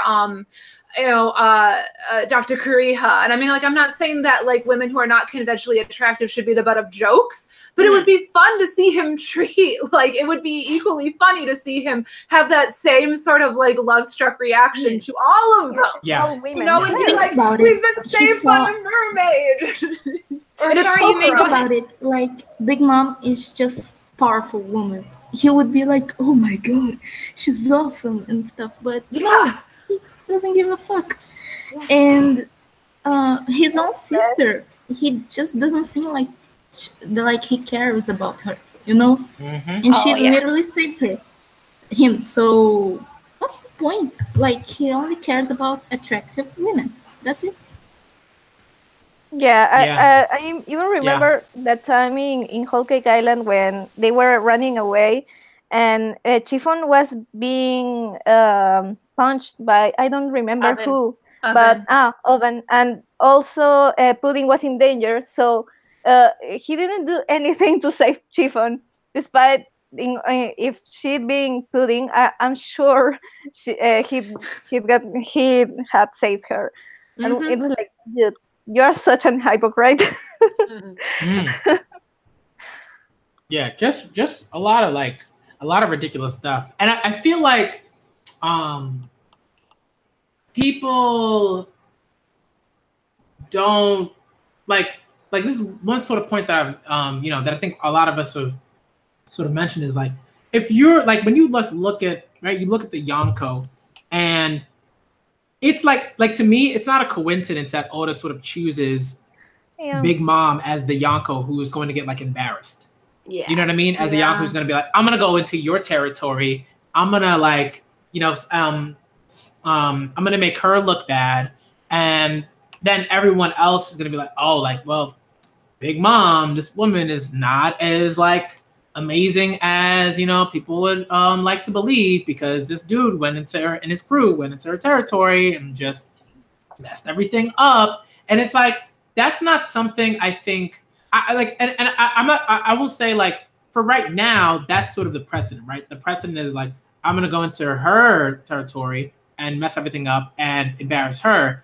Every other Yonko still has like this air of like, whoa, they're so like amazing, they're so dope, they're so powerful, like no one's gonna mess with Shanks, no one's gonna mess with Blackbeard, no one's gonna mess with Kaido, you know what I mean? And Whitebeard, he's dead, but he's even more like established as like, no one's gonna mess with Whitebeard, he's just like so amazing. But Big Mom is like this joke just all over the world at this point, and it's like she's like scrambling to get that sort of reputation like patched up or whatever.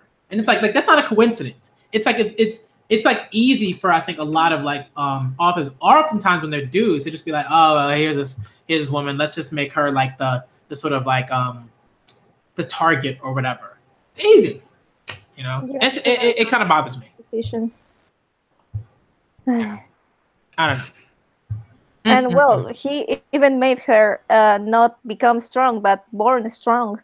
Yeah. And then a guy found her and made her a Yonko. It's like, oh, okay. Yeah. So you're telling me that if a nice guy had found her after she ate Mother Caramel, she'd be a good pirate, a good person? So I don't know. She got all her agency taken away. It's true. Yeah. She truly didn't make a lot of choices, or really any choices for herself.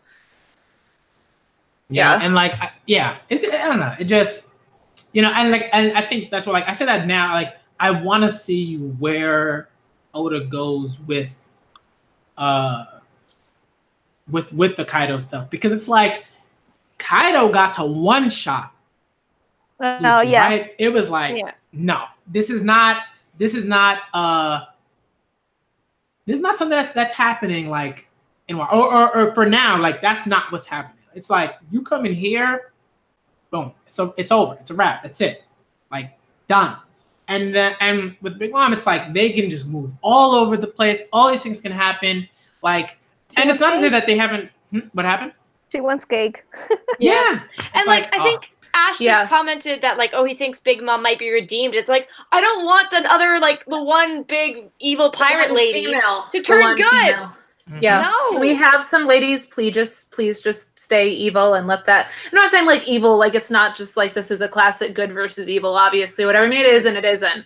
But like, can they have some agency to make bad choices and like stand by those choices? Like, why does everything have to be a Baby 5 story, or why does everything have to be, like I have no desire to have Big Mom redeemed. None whatsoever. Like, even if Big Mom somehow didn't eat the kids and they're alive somehow in some convoluted way, she's still a bad person.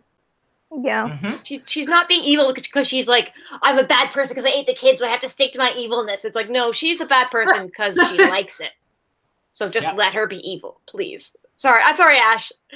No, I think so too, but I feel like Oda wants to redeem her. I don't know. No. I hate villain redemptions. I hate villain redemptions. Like, unless it's for a really well done reason, and especially that Oda's track record has been primarily female villains. I don't think we've really had a lady villain since like Monet, who's just stuck to her guns and what she wanted to do. Oh yeah, and she ended up dead. Yep, and she's dead. It's really like letting, like, I was so exciting for just really nasty Pudding, like shoving her gun at Reiju and being like, I'm gonna shoot your brother. And I was like, yeah, please do. We'll all be very happy if you do that, Pudding. And just to see her, and yes, like Tsundere Pudding was very funny, but she ultimately, like, her motivation was towards Sanji now. And I don't know if I'd call it full redemption, but her agency certainly wasn't about herself and her choices. And it's very, like, give us nasty ladies, Oda, please. I know you can write them. Like, I love nasty ladies. Like, don't give us Pudding when we know you can write Monet. Yes. That's Yeah. Yep. Oh, Monet was so cool. What's sort of the next sort of like topic that we want to discuss? Is there like another? Let's see. Or I copied. We've got like kind of character development and flaws, which we've touched on with Sanji, and like kind of how flaws get framed in the story and character development, and also like storytelling. I think that might be, I don't know if maybe I'm interpreting this incorrectly, Ash, but kind of, because I know there's a lot of divide about like, is One Piece character driven or is it story driven or both? Yeah. So I think that's kind of our next piece. Yeah, and I think like when it comes to that, like I've heard certain kinds of arguments. One of my friends, who's also like a YouTuber and is on Twitter, Naya, who talks about Naya D Hammocks. He's got a channel like follows like One Piece, like he adores it, like adores One Piece. But like he's sort of and I don't want to misrepresent like what he was saying, but he's got a video about like character development, characterization and stuff like that within One Piece, and why certain characters don't get like certain types of development and all those things. I definitely like want people to check that out. I think I will say that like, I don't think like we agree like 100%. I understand sort of, let's say, like what he's saying about, let's say, like a character like Luffy. Like Luffy is sort of a character that I think a lot of us sort of expect to just kind of be like, he's just gonna kind of always be, you know, a little aloof in certain ways, a little too tunnel vision, right? When it comes to certain decisions that he's gonna make and stuff like that. I think we expect that, and I think like Naya correctly sort of says like, hey, like that's not gonna change, and like Oda's very, you know, about that. But I think when it comes to a lot of other characters and other certain characters, for me, the sort of history of that and the sort of like the precedence when it comes to like the pre-time skip stuff is like these characters develop. Like these characters sort of shift in certain ways. Like we get to see where they sort of started from in a certain, like at a certain point, to like how they've changed and made certain decisions and things like that. But when you get post time skip, they're just very, very, very static. Yeah. And I don't get that. I think like for me, it's a little bit of like an excuse to be like, you know, and I'm not saying this was nice thing, but I think other people have sort of said that like all the sort of straw hats, like, you know, for the most part, like are going to be static in a way because like they're supposed to be kind of like, you know, static representations of whatever. I'm just like, but they're characters. Like characters like are to me like, especially in a story like this, as like they're supposed to be faced with certain situations. They're supposed to learn from the situations. They're supposed to grow from the situations. They're supposed to change, shift, whatever. And like, I don't know what's going on. I don't know what's going on with Oda because this ain't it. That's why I feel like Usopp is like the most developed. That he's like the least static because at least like he actually like really develops and like changes like like up to like Ennis Lobby. Then he like gets it, and then like also it's not just like he grows and he just stays like, oh, Usopp's like good. He still like struggles with it. Like during Dressrosa when he ran away. Yeah. And I know people were really mad about that. But then like he comes back is the big thing, is that he actually does decide to come back. And like even now, like sometimes he'll scream and be scared of stuff. But at least like it's not like he's refusing to leave the Sunny. Like I don't know. I just love Usopp. And that's why I care about Usopp so much, because like how is Luffy changed from pre-time tip to post-time skip? What did he, like, besides getting stronger, what's the difference between them? Because he learned something, right? When he saw Ace die, what did he learn? Like, how did he change? Yeah, and like, that's sort of the thing for me that I think people use it as an example, but I'm just sort of like, I mean, he should have already known, like, yeah, I'm going to protect my friends. Like, that's what he's been doing. He's been doing that from the start. Like, he's always said, like, I'm going to protect my Nakama. I'm going to make sure that, like, I, like, people, like, I want to make sure that, like, people don't die if I can help it.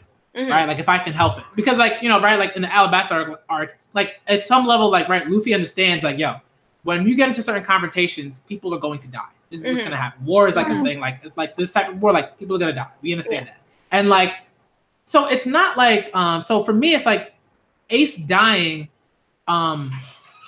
shouldn't, like, you know, help him learn that, like, I don't know, like, what is it that he's supposed to learn from that, like, to keep going to, like, you know, but like, what else, like, where's the growth from that? I don't know.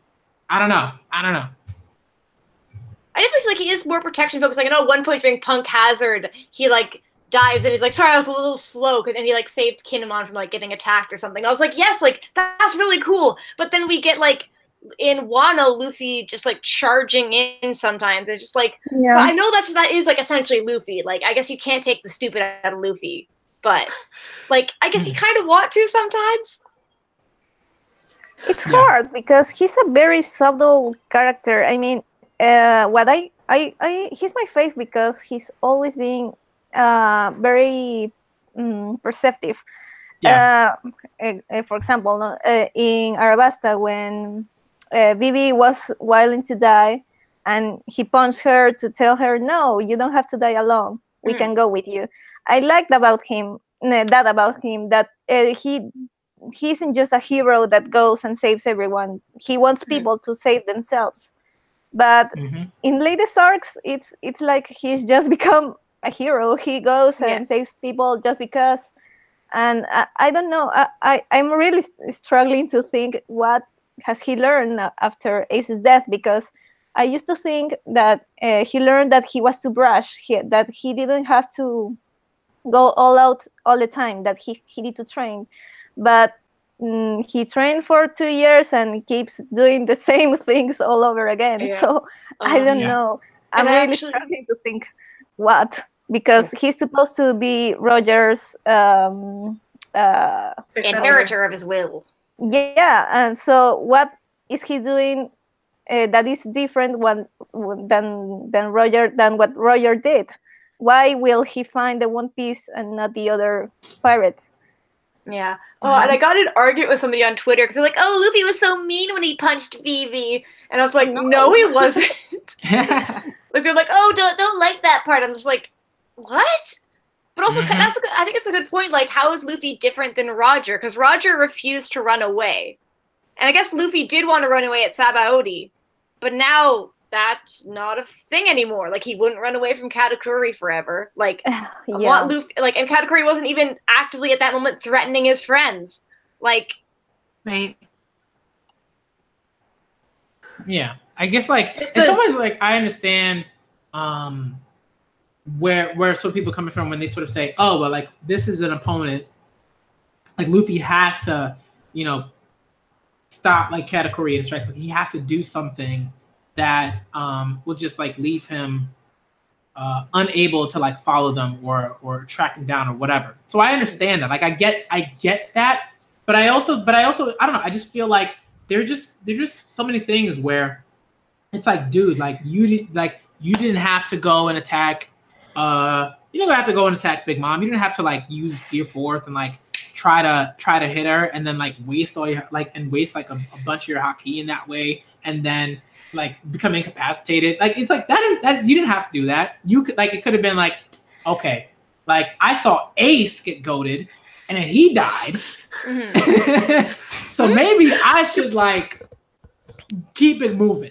You know what I mean? It's like stuff like that where it's like, I think those are the types of things that should impact Luffy. It like, it doesn't have to happen every, you know, 3 chapters or something like that. I don't need that, but I think there should be, like, a moment where it's like, okay, clearly, like, Ace has influenced me in a way where it's like, maybe I wanted to do something, but then I decide, I probably shouldn't do that because I've learned that sometimes we got to keep it moving. I think this is one that I really struggle with sometimes, in Luffy's case in particular, to kind of follow up to what Gabby was saying. Like, Luffy is, like, my second favorite after Robin. I love Luffy, and I love his gung-ho, hot-headedness, doesn't think, I'm gonna punch the thing, and, like, I'm gonna be king of the pirates, and I'm gonna punch this thing that's in my way, and I don't care what happens afterwards, I gotta punch this thing. And, like, that just, like, smiling golden sincerity as he punches things.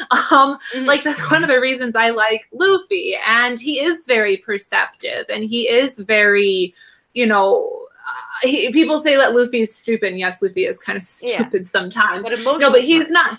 Yes, but he's not dumb. He knows what he is doing, and it's a frustrating balance to strike between keeping the Luffy that we know and love, that hot-headed, brash, I'm a be king of the pirate and I'm a punch all the things, and I'm like, this is great, this is why I read One Piece, you know, and balancing that with giving him some growth to, you know, actually learn that punching things doesn't always solve things, and sometimes that makes the situation worse. But then where's that balance of, like, but then would he be Luffy anymore? And Luffy is one of those characters that I feel like his sincerity and just gung-ho brashness is something that I enjoy as a constant.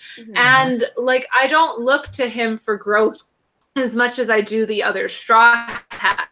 I'm not saying that he should be stagnant, and I agree that, like, we're in a place of really seeing that he hasn't seemed to learn a whole lot, but I'm not sure that that's a problem for me. Sometimes I'm really frustrated by it. Like, but, like, that moment with Kaido was, like, a total dialectic of, like, Luffy, what the hell? Why would you do that? And, like, yeah, Luffy, punch him. Just go for it. Like, I was in very much both places there. I was like, that is stupid. Why would you do that? And, oh, yeah, just go for it. So, and, like, I like seeing that go for it place in Luffy. And I I want to see that growth in characters that Oda neglects, because Luffy is front stage and center all the time. Let's see Robin grow some more, because she did a lot of growing in Ains Lobby and then she stopped. Let's see the man that we've been talking about, like Sanji grow. Let's see Nami do something again. Let's see Zoro just stop being, yeah, I'm Zoro and I'm stoic and I cut stuff. You know, I feel like Luffy, his persona and his charisma carries the crew, and I want to see the crew go behind Luffy.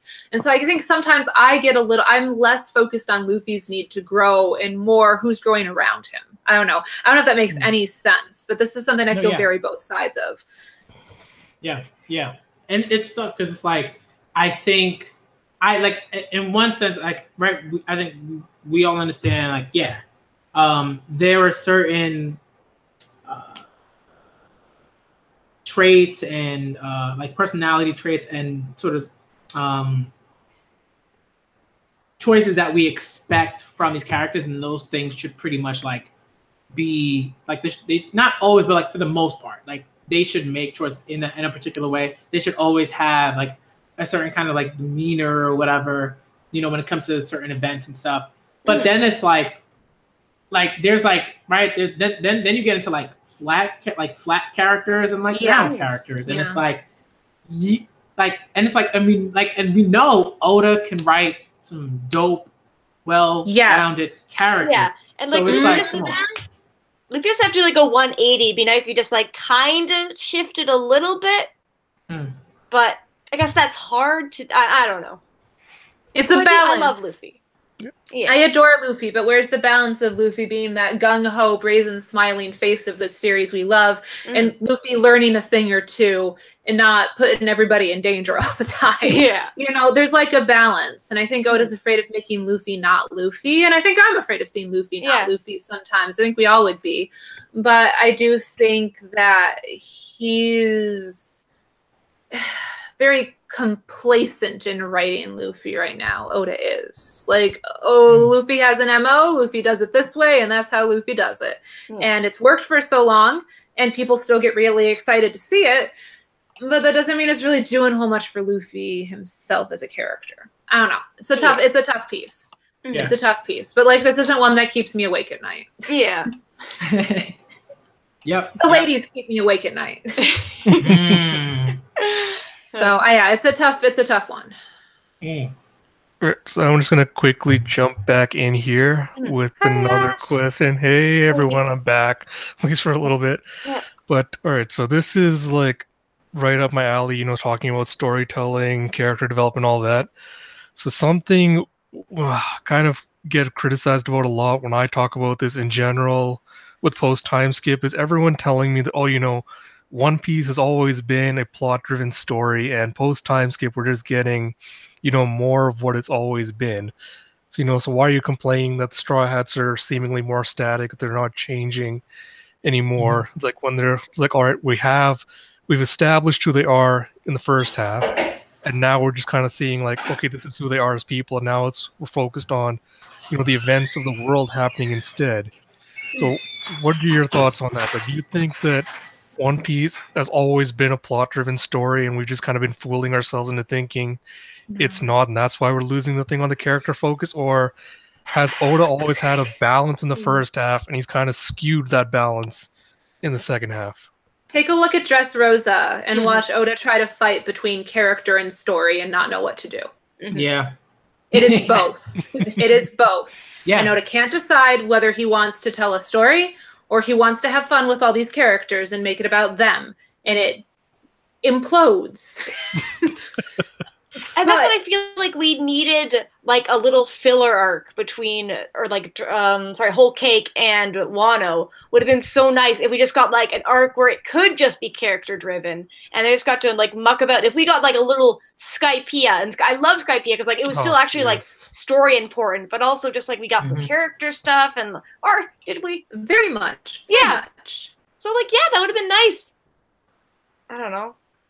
No, I agree. Yeah, and I think like those sort of like arguments always kind of gets me, because like to me, like, yeah, I think, you know, just kind of thinking about it, it's like, yeah, it's both. It's like there's like, you know, there's like clearly like character driven like stuff that happens all the time in One Piece, and then there's like plot sort of driven stuff that like again like what you're saying Scarlett, that like they just clash, and then you have like literally just like people like scrambling trying to figure out like, oh, do I do this based on the things that I want to do, my feelings, blah blah blah, or do I make this decision because like the world government has decided like, or this massive faction on this end has decided like we're gonna do this and we're gonna affect like the world in this way or whatever. And it's like that always happens. Like if anything, One Piece is like it's a clash between like character driven stuff and plot driven like and plot driven stuff. And I think it's been like that since like the more the world has sort of grown, the more that's like that occurs. Like the more we find out about these different factions and the decisions that they make, the more these things are going to clash. So whenever I see people sort of being like, no, it's definitively character driven, it's definitively plot driven, I'm like, no, like, no. One Piece is not that. You want the place where it comes to really a head, is where we are in the climax of the birdcage. It is slicing people up. The Smile Factory is still not taken down. The executives are about to be revived, and like with Mancheri's tears, we got the Tantata and Mancheri over here. We got Rebecca versus Diamante. Like we have so much story happening, and Oda says, "Hey, you guys want to hear about Senior Pink's backstory?" Like him, and you know what? Senior Pink's backstory, as much as I think, regardless of Senior Pink, and a lot of people like or dislike him, I think a lot of people point to that flashback is well done. Like that flashback is, I teared up, and I hate Senior Pink, and I teared up. But that is a prime example of characterization. Just stop on the plot and saying, "Hang on, but this character, guys, I love the characters, man." You know, and that's the character-driven piece actively getting away of the plot piece. And we see this happen time and time again. And like that did nothing to advance the plot. It was great. It was a fun flashback, but it did nothing to move the story. And I do think that sometimes Oda likes to, I mean, I don't know, I can't say, because I do feel like Wano's been more story driven and Whole Cake was more story driven, but he takes these detours to really give us, and I'm not saying that Senior Pink is the one prime example, but I mean, look at how ridden with flashbacks Dressrosa was. Everybody had to have a backstory except the people I really cared about.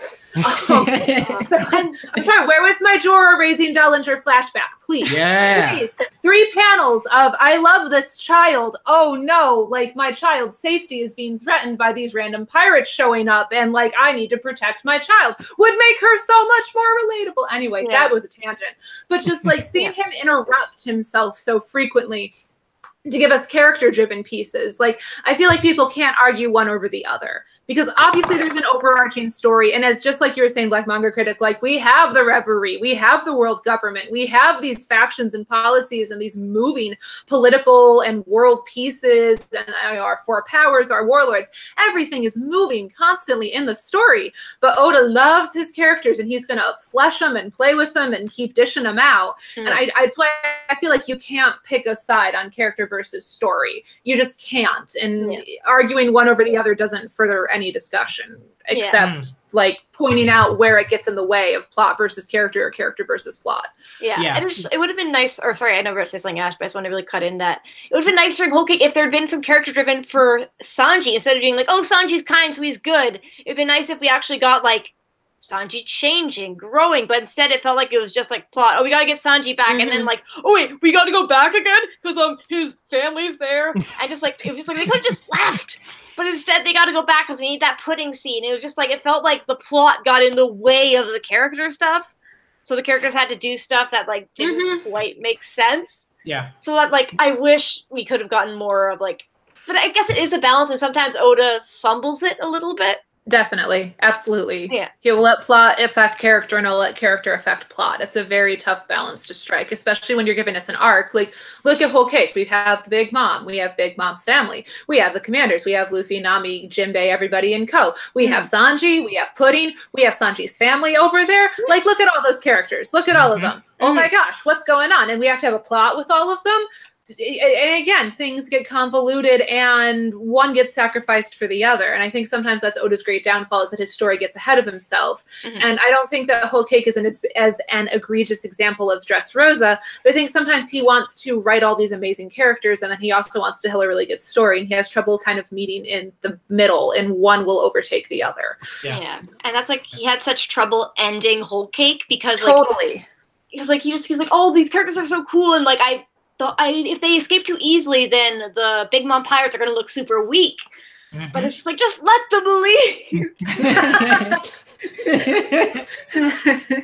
Man, all right. So Whole Cake is kind of like the perfect segue into what I kind of want to talk about, because this is like the huge point of contention I have with the arc. Is like, so many people tell me when I criticize it, it's like, oh, Whole Cake's not over yet. We're gonna get the finishing touches of it in Elbaf. All these characters will come back and they'll definitely get their moments. Smoothie will get her fight on Elbaf, or this will happen. Nope. And I'm like, I don't want to toot my own horn here, but like, I did so much theorizing about Whole Cake, and to me, it's like, there was a definitive way that Oda could have perfectly balanced character development and growth with the plot that he had, and kind of brought it together cohesively, and still ended off, the remaining threads of Whole Cake on Elbaf.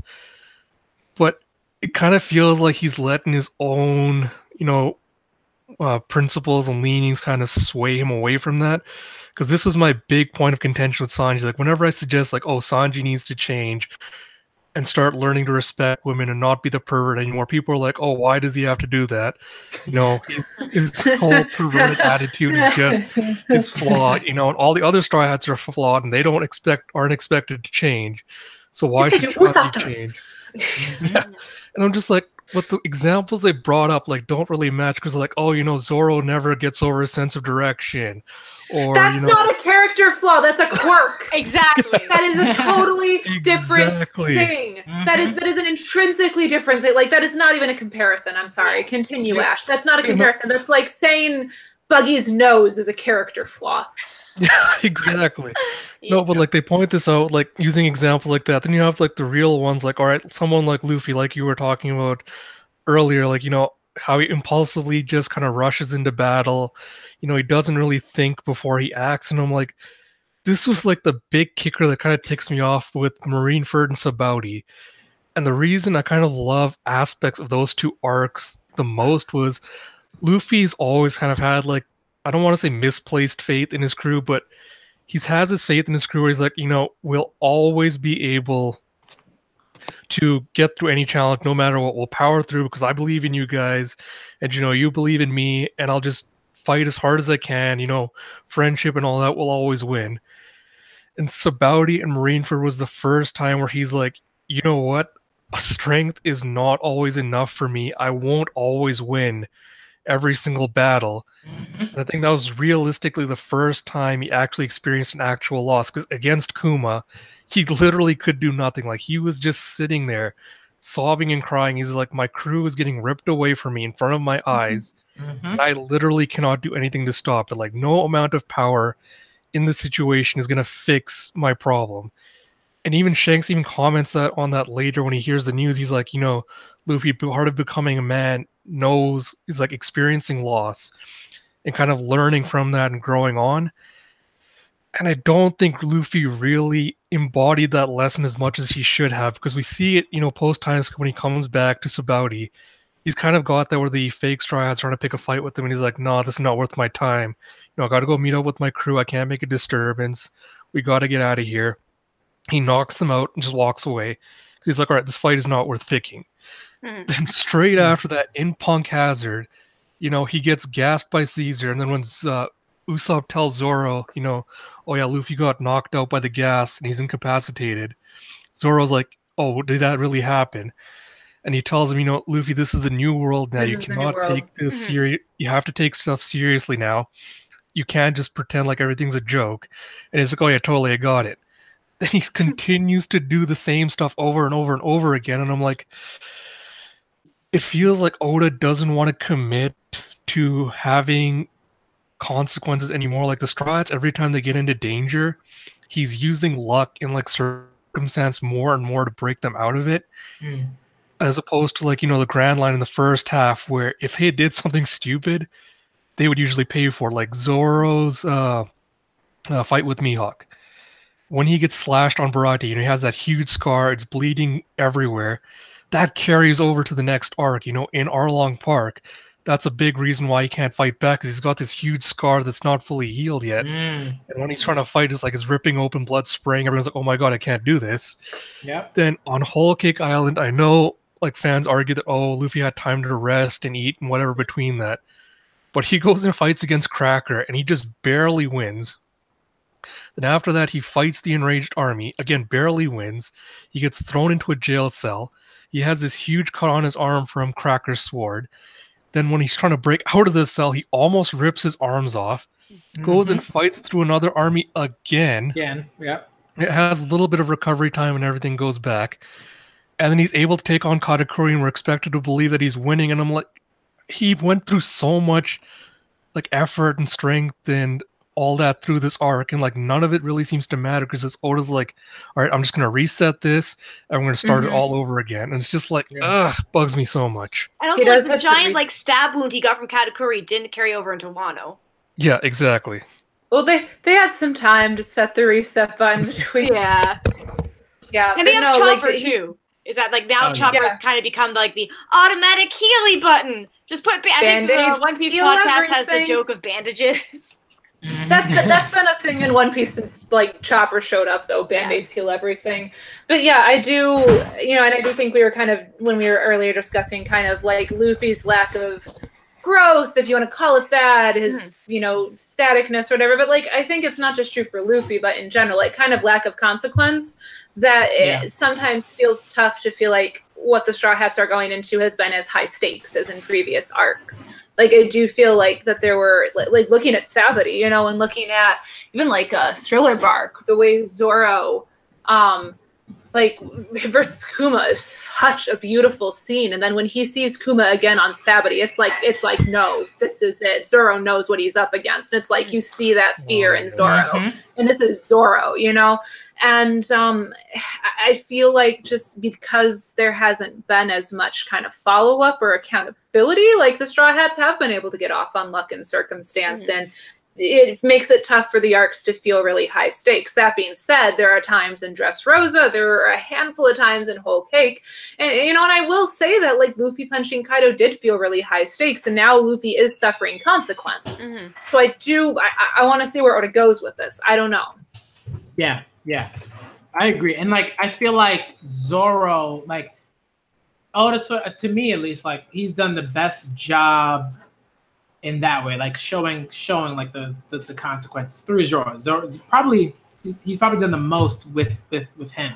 Just like, right, physically just being like, and I think mentally, right? And like, I think Zoro has a lot of growth in a way that like, I'm like, yes, this is what I want to see. I like Zoro when he gets introduced, he's just like, I'm a swordsman. Like I'm just like chilling. This guy's got some swords. You know, that's what I'm doing. I use 3 swords. I put one in my mouth. This is what I do. I slash people. I get some money, and then like he joins this crew, and like slowly but surely, he grows into this legit like first mate individual who just consistently, like right pre-time and even a little bit post-time skip, right, consistently is like Luffy, like dude, my guy, what are you doing? I kind of have like the opposite feeling, but I guess because like I feel like Zoro, he started out being a lot more emotional, and then like he just slowly became more and more just like, I crushed Luffy, I'm strong, and that's just Zoro now, and like I just find him kind of boring a little because like he kicked ass. Okay. Right now, definitely. Anything else to him? Anything else, or anything else in there? No, I'm loyal, and I'm like, okay, thanks for that, Zoro. Like, great character. Yeah. People, I've said this before, and I've gotten so much flack for it. The fight with Kabaji, the goddamn acrobat, had more stakes than Zoro versus Pika.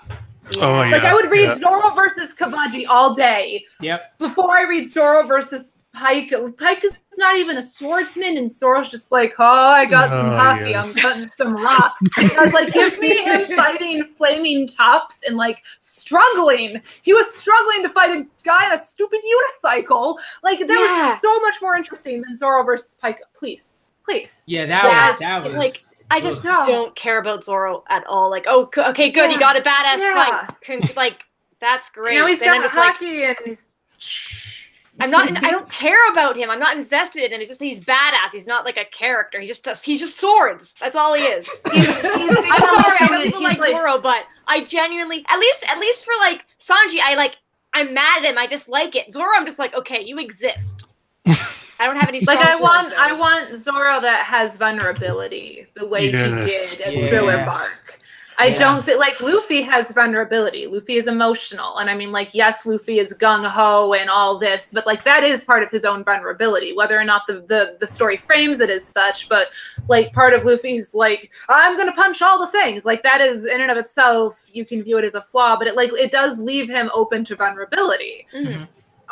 Zoro just is a badass who cuts things, and that's fine. Like, I don't feel like there's any emotion to him the way there was at Thriller Bark or even Sabaody, where we saw that level of vulnerability and it was like, holy crap, this is Zoro, the strong, stalwart, everything. And just him bleeding and holding on to that nothing happened when everything happened. Like that, like, give me that. Give it, you know, and Zoro now like Zoro's not fazed by anything. So I agree. I'm like, whatever, he cuts things. That's my perception of him. But he gets lost. So he's badass, but he gets lost. It's like getting lost again is a quirk. It's not like a flaw. Where's Zoro's flaw? It's a quirk. Robin making comments about creepy things is not a flaw. It is a quirk. Yes. And I love One Piece because quirks are fun and quirky characters, but that doesn't make them flaws. Yep. There is a difference. We can agree that the characters, especially the Straw Hats, post-time skip feel kind of bland, I guess. Yeah. Yep. Yeah, and it's like people are sort of like, you know, people will bring up these sort of arguments, and I'm gonna kind of bring it back to Zoro. Zoro because like there's like it's just like pre-time skip Zoro, post-time skip Zoro, horrible. Yeah, it's like that I'm trying to think of that one meme with the guy who's like, Drake, and I'm just sad because, like, part of me, like, when Zoro's like, oh, Usopp has to apologize when he comes back, and then, like, I held a grudge against him then, and then, like, he didn't have, like, a nice moment with Usopp after that, and so then I'm just like, screw you, Zoro. Yeah, I think that was weird, because it was like, for me, that was one of like the best things that sort of Oda did, because it was like Zoro was just like, you know, just kind of watching stuff and being like, all right, like you guys figure that out. But then when he was like, no, y'all aren't taking this seriously enough. Like, to me, that was like Zoro was like hurt. Zoro was like, this dude like just kind of like crapped on our dynamic, on our friendship, on like how much that means to all of us, including myself. He's like, dude, if this man does not come through with an apology, fear-filled, all that stuff, no. Yep. Gone, bye. Like that. Yes. He was upset. It would have been nice if he like hugged Usopp then, or if like I think when Usopp came back, he like clenched his sword, and it's like, give me some emotion. I don't want to have to hold a microscope out and try to find out what Zoro's thinking. Like, I'm not a mind reader. Like, let him express these emotions. Let him do that. Let him like. And we know Zoro can express emotions because he sobbed hysterically at failing to beat Mihawk and swore that like this was the catalyst, that he would not lose again, and that he would, you know, that he would be the greatest swordsman for the Pirate King. We know Zoro is capable of emotional expression, and I'm not saying that this is I'm not trying to move this towards a like, oh, well, men in shonen mangas don't get to have feelings and like toxic masculinity. That's not what I'm saying here. But again, it's going back to this theme that's been like kind of a running throughout, that don't show us you're capable of writing something, Oda, and then never do it again. We know Zoro has that. We know he has that emotional place and that level of vulnerability. Let him have that, and don't just let him sit in the corner talking about swords, because I feel like that's all he's been reduced to. Yeah. Like, please let Zoro cry in Wano. That's all I want. I would love to see Zoro cry. Yeah, instead we get the him using a seppuku blade to cut a building. And I'm like, well, yeah. I mean, I assume like this is. I'm like, yes, of course he can cut a building with a blade. Like that. This is like, he's trying to be the best swordsman ever. Like, yes, this is something that he should be able to do. Like, okay, great, but like, where's the character? Where's who's he talking to? You know, where's the connection? Oh, I'm still looking. I don't see it. You know, he needs something. He needs something sooner rather than later. Please. And like also like Chopper, Frankie, Brooke, Robin, please like shine a light on any of them. Oh yeah. Like, Chopper needs some help. We've honestly probably gone this whole time without mentioning Chopper. Yes, like, we have. What is Chopper going to do? What is Chopper's character growth here? What is he like? He's just the cute mascot character now. Like at least like Punk Hazard, he got mad at Caesar because I wish he gotten more mad. I hope he has a connection with Kaido, being like we're both zone users. I think like Ash has done a lot of stuff talking about like the monster and the theory that like maybe if like Chopper like accidentally like betrayed them, or like I let like maybe Ash talk about it, but like give me more of Chopper. I love him, but like let him do something. Yeah, I mean, like I'm not talking about fights here either. I'm just talking about literally doing anything. Yeah. Okay, because Wano is like we've set up this whole thing with like Kaido and his beast pirates are there, and I'm hoping that Kaido's entire shtick is on just like, oh no, he's just like cruel for cruelty's sake, and you know his beast pirates just like get off on causing like pain and terror and everything. And I hope he is a more sympathetic character, because I feel like that would feed well into Chopper's whole like backstory ever since he's introduced. Because when he first meet him, Chopper was like, oh, you know, I want to be a human, I want to be accepted by other humans, and he tries his best to like imitate a human form, and he gets rejected for that, and he becomes an outcast. And it's like, or after that, all his development is him learning that, oh, you know, I'm finally with a group of people who will accept me for who I am. You know, I don't have to be considered, I don't have to kind of like change myself to fit in with a part of a family anymore. And then post time skip, like the scene that still sticks out to me and I'm hoping we get more development on was on Fishman Island, when Zoro's commenting, hey Chopper, you look more monstrous now. And he's just like, oh, you know, that's okay, I don't mind being a monster as long as it's of help to Luffy now. And to me, that kind of signals that he hasn't fully overcome his kind of trauma from that situation, where he's just like, you know, he still considers himself a monster. And if he has a moment with Kaido, because this really depends on what we learn about Kaido and his past, because, you know, I've done theories about this, but I feel like it's on the right track, because we know that Kaido has been tortured like multitudes of times. And I'm pretty sure that, you know, at some point on Wano, we're going to see him take Luffy out of the cage and torture him for information to try to break his spirit. And I'm wondering if that'll kind of play into Kaido's backstory about how he was like Chopper, but unlike Chopper, he never found a place where he belonged. And all he ever experienced was, you know, cruelty and rejection and pain. And so he's kind of just projecting that onto the world and being like, you know, the world rejected me, so I'm going to reject the world and burn it down to the ground. And if you see Chopper kind of teaching him that, no, you know, your crew that you created, they've all suffered the same thing as you are now basically family. And if he kind of teaches him the acceptance that Hero Luck teaches him, I feel like that would be a great moment for Chopper, where he's just like, you know, passing on what Hero Luck taught him to someone else that could use the same kind of lesson. Like, you know, some kind of development for Chopper in that regard would be great, because ever since, you know, I want to say like Thriller Bark, he hasn't really gotten any kind of story aimed at his character. Like, yeah, we got a little bit on Punk Hazard with him like calling out Caesar, being like, oh yeah, Caesar's bad, how dare he do experiments on this.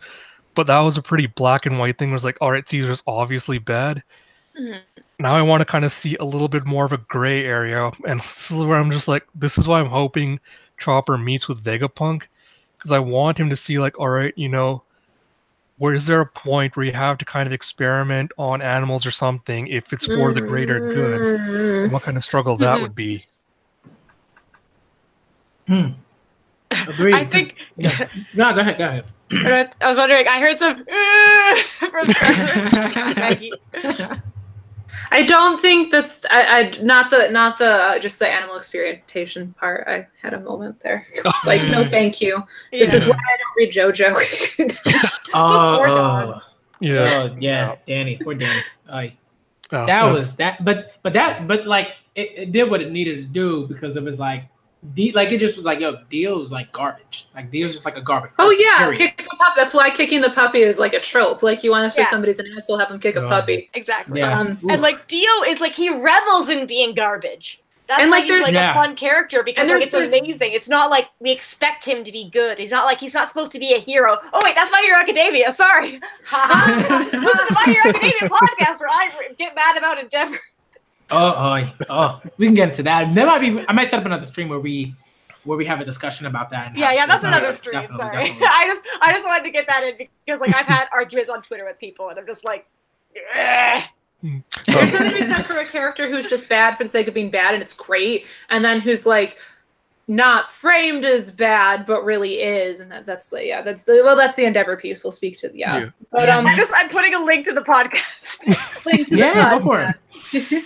But I think Kaido and Chopper having a relationship would be a very particular thing because yes, this is the Beast Pirates. We've seen him obviously taking people like Drake and like the headliners are all these like very convoluted like Zoan reject people, and it's because they ate artificial devil fruits and speed. Oh God, her design. That was the day on Twitter that I was worried I was going to get kicked off Twitter, but she doesn't need a dress because there's nothing there. Have you not watched Fantasia? No, but anyway, it needs to make it look like there's something there, you know? Yes. No. But I do think that'd be a very interesting route to go, but I don't know how much, if any. We're gonna have to see how the arc plays out. This idea of Kaido being rejected in the same sense that Chopper has been.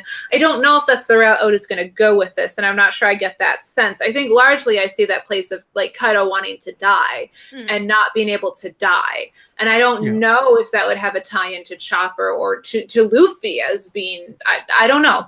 It's an interesting route to consider, and I do think that Chopper would have strong ties or correlations to, these Zoan users who are kind of freaks of nature, if you will. But again, I don't feel like the story has framed them as such or is leading us in that direction. So it's a place that I could like see the story going, but I'm not sure that's where the narrative framing is setting us up to go to have that tie-in with Chopper. But it could be very interesting.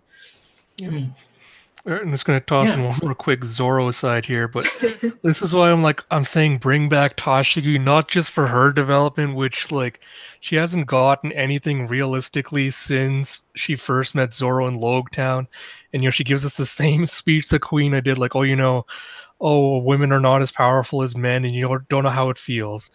Then Alabasta, again, she gets that same lesson reinforced that, you are not going to be able to enforce your ideals of justice because you're not powerful enough yet. Then Oda's just like, all right, I'm just going to sit on this and sit on this and sit on this. And then Punk Hazard is like, all right, I'm going to make this even worse, then sit on it again and sit on it again. And I'm just like, all right, so apart from just like bring Tashigi to Wano and give her a power up, I feel like, the only time we've seen Zoro really kind of thrown off his stoicism where he kind of gets really super emotional is whenever he sees Tashi, because it brings up those feelings that Kuina has instilled in him.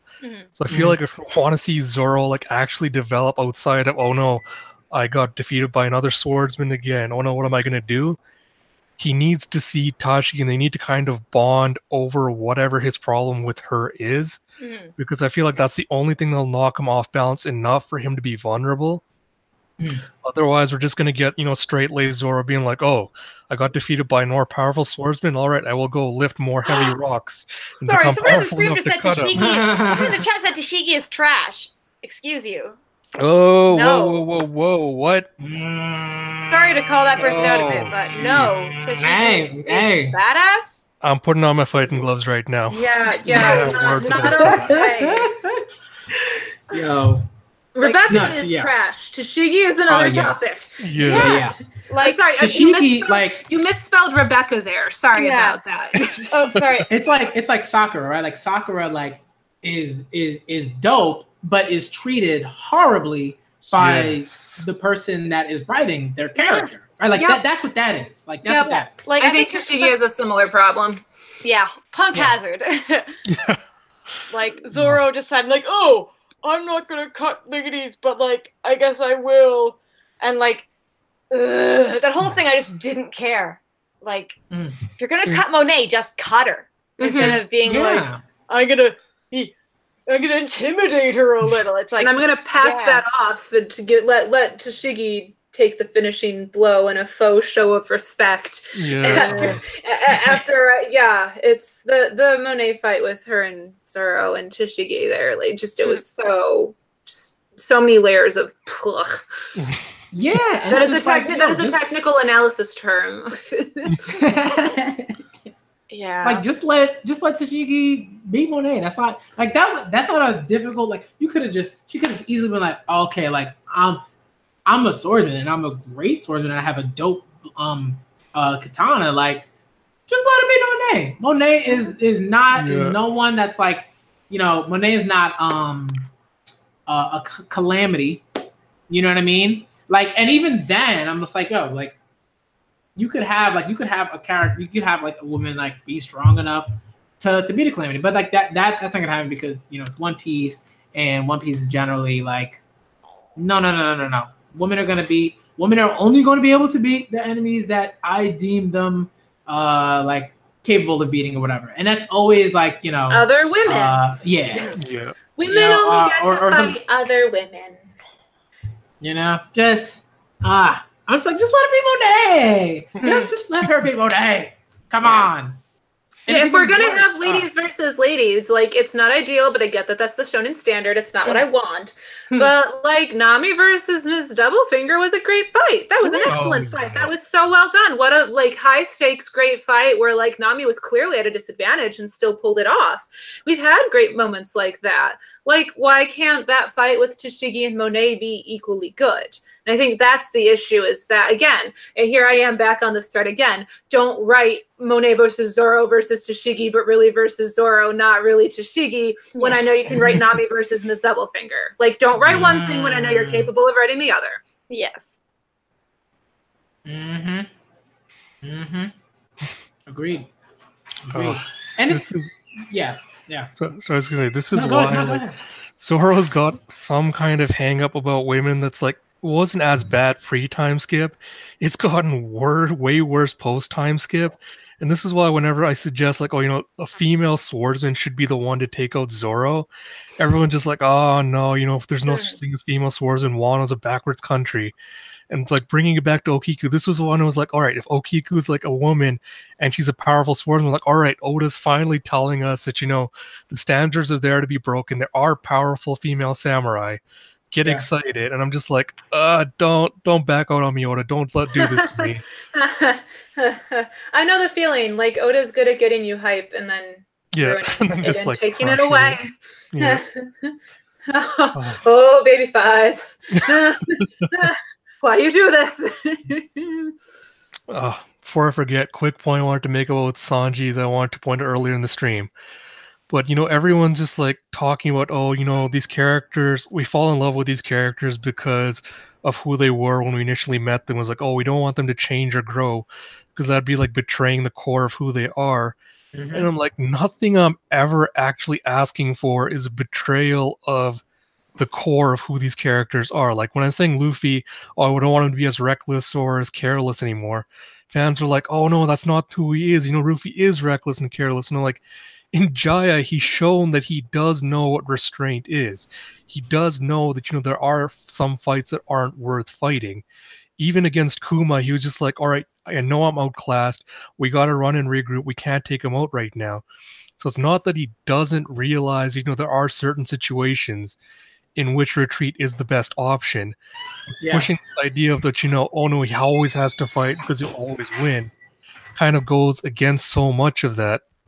And it's the same, I feel, with Sanji, where anytime I say, Sanji needs to start learning to respect women and, start treating them like people, fans are like, oh, no, that's not who Sanji is. He's always been, this love chef that loves women. And I'm like, but he really doesn't. And Whole Cake Island just proved that. Like, if Oda really wanted to kind of challenge these assumptions about Sanji, he wouldn't have catered Whole Cake Island to, you know, every single one of his so-called strengths. Because this is exactly where, like, the whole Pudding turning evil good kind of bugs me. Is if Pudding had actually been evil, that would have forced Sanji to kind of change his misconceptions about women. Because it's just like, the one scene in Dressrosa with Viola, where he's talking to her and he's like, oh, you know, I know you're not doing this by your own free will. You know, wicked men are making you do this. I know you're pure at heart. That seems like his standard, like, little template that he uses for all women. He's like, oh, all women are just pure at heart. All women will never do something evil. You know, they're just good and pure.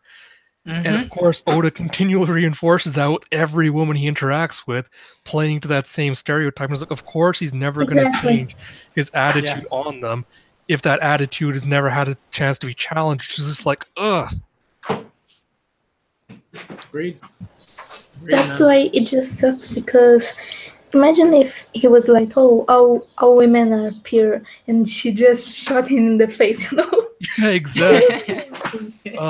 Like, this is why, like, everyone's just like, oh, I hate your theories and things, but, like, this is why for Whole Cake, I'm just like, give me Reiju poisoning the cake to take out Big Mom, because then you have Sanji who's like, oh, you know, my sister was the only one in my childhood that actually was nice to me and cared for me, and, you know, he doesn't think she can do anything wrong. And here she is being like, oh, no, I poisoned that cake because I wanted to kill Big Mom. And then Sanji's just like, you did the one thing that I cannot stand. Is like, you ruined good food and absolutely destroyed it. And you would have seen him finally have a conflict being like, all right, what do I value more? The lessons Zeph taught me, or this superficial idea I have about what women are like? And then you would have finally forced him into a situation where he's supposed to grow. But Oda's just like, no, can't do that. Sanji's just the good guy. He always knows exactly how women feel. Well, and I don't think anyone is asking for, like, any of us who want Sanji to not be a pervert. I don't think any of us are asking him to not love women. We're asking him to do it in a way that, like you know, this whole idea of changing their intrinsic values or changing who they are. Sanji can love women without being gross about it, and Sanji can value chivalry without having it impede him and his, you know, efforts to aid his crew. Like, there's a difference between you know, this idea of changing who the character is. Like, we're not asking for Sanji to be a different person. We're asking for Sanji's flaws to not be framed as, like, just intrinsically part of his value system. They are, but that's a problem.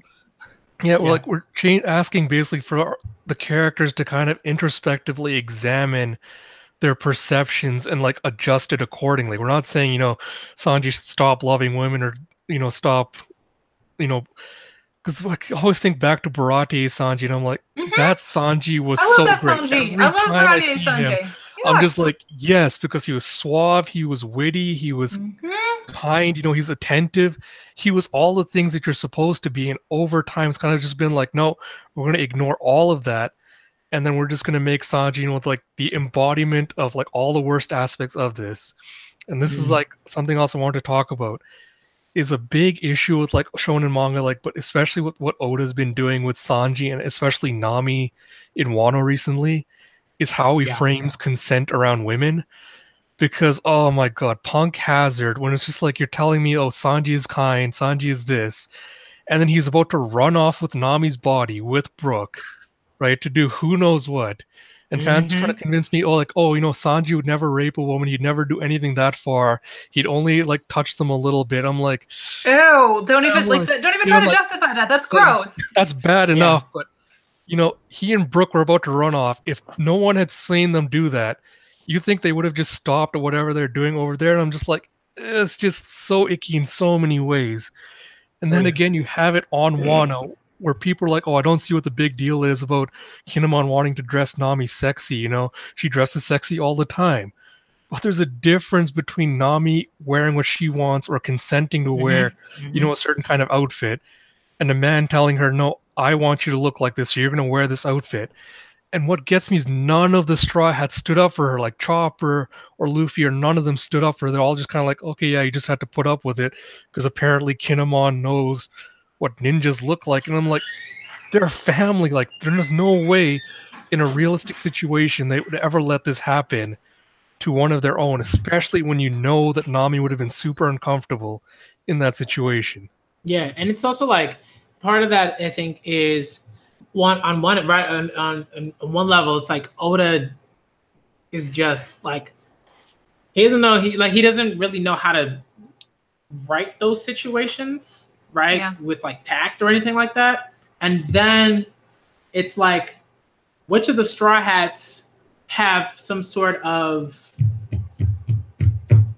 like, which of the Straw Hats some sort of like present, like where's the presence for the Straw Hats get it butting in that sort of situation? Which one of them's gonna do that? Chopper, Bruh, and Zoro, now like Luffy? Nami's gonna be stuck wearing a joke for the entire act. Like I think the cover's been released, right? And like they had to cut part of it because it would look so dumb if she was wearing that on the cover. Because like she changed it a bit to adjust to make it better for herself, but it's still bad. And also it's bright blue. It's like I know ninjas didn't actually wear like black because that's like kabuki thing actually, but like you'd think you'd wear like darker colors so it like blend in so you can like sneak around instead of like bright blue is subtle.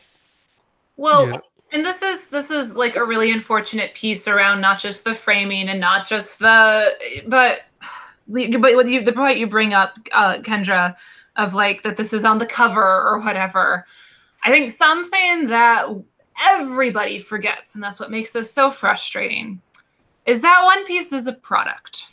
And people are going to buy Nami figures. And people want to buy Nami figures of her in a cute dress. And that's unfortunate. We should ask for different. We should want different. We should want different reflected in the story. We should want different reflected in the merchandising.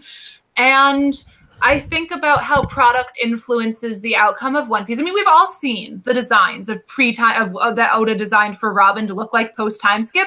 They were fabulous. They're amazing. Give me short-haired Robin in a cute sweater. Like, I think all of them were vastly superior. And then, like, what did we get as the outcome? And I'm not saying that Oda's over there putting Nami in some, like, wonderful, modest ninja outfit. And then the editors are like, no, man, we got to sell some Nami figures for this arc. But I think, recognizing that unfortunately, for better or for worse, Nami is a product. And that, like, pisses me off. I hate saying that out of my mouth. But, like, this was what I sat down with my friend. We were talking about, like, how I wanted Brulee to be in Pudding's spot for the whole of Whole Cake. And he was like, yeah, Maggie, what is going to sell Whole Cake volumes and what is going to sell figures? And, like, what is, like, One Piece is a product. Yeah. And you have to consider like what the Japanese male audience is consuming. That doesn't make it right. That doesn't make it okay. But they don't want Nami in a modest little ninja outfit. They're going to want Nami in, her little blue thing. And it's frustrating. It makes me angry. But recognizing that that's not at the heart of the core of the decisions Oda and his editors are making. The decisions he and his editors make are also about this being a product. And that makes me mad when I remember that One Piece is a product. And, like, speaking of figurines, I know Greg from the One Piece podcast, he actually worked, like, he made a Luffy figure. They're making an Ace one now. And I'm like, make a girl, Greg. I know they're going to do Sabo next, but I'm like, hey, I want to reply. I don't want to be like, I'm not like criticizing him in any way, shape, or form. I just want, after they can do Sabo, they can do the 3, and then like do a girl, do her cool. Yes. Well, and like there was a line that came out of something, and I have no idea what the line was, but it was like Zoro looking cool, whatever, Sanji looking cool, and then Nami, and Nami's wearing Chopper's outfit, and Chopper's outfit is too small for her. And I'm like, why is this a thing? Why is this the thing? Why can't Nami just wear Nami's clothes? Like, why is she in Chopper's clothes? That's so convoluted.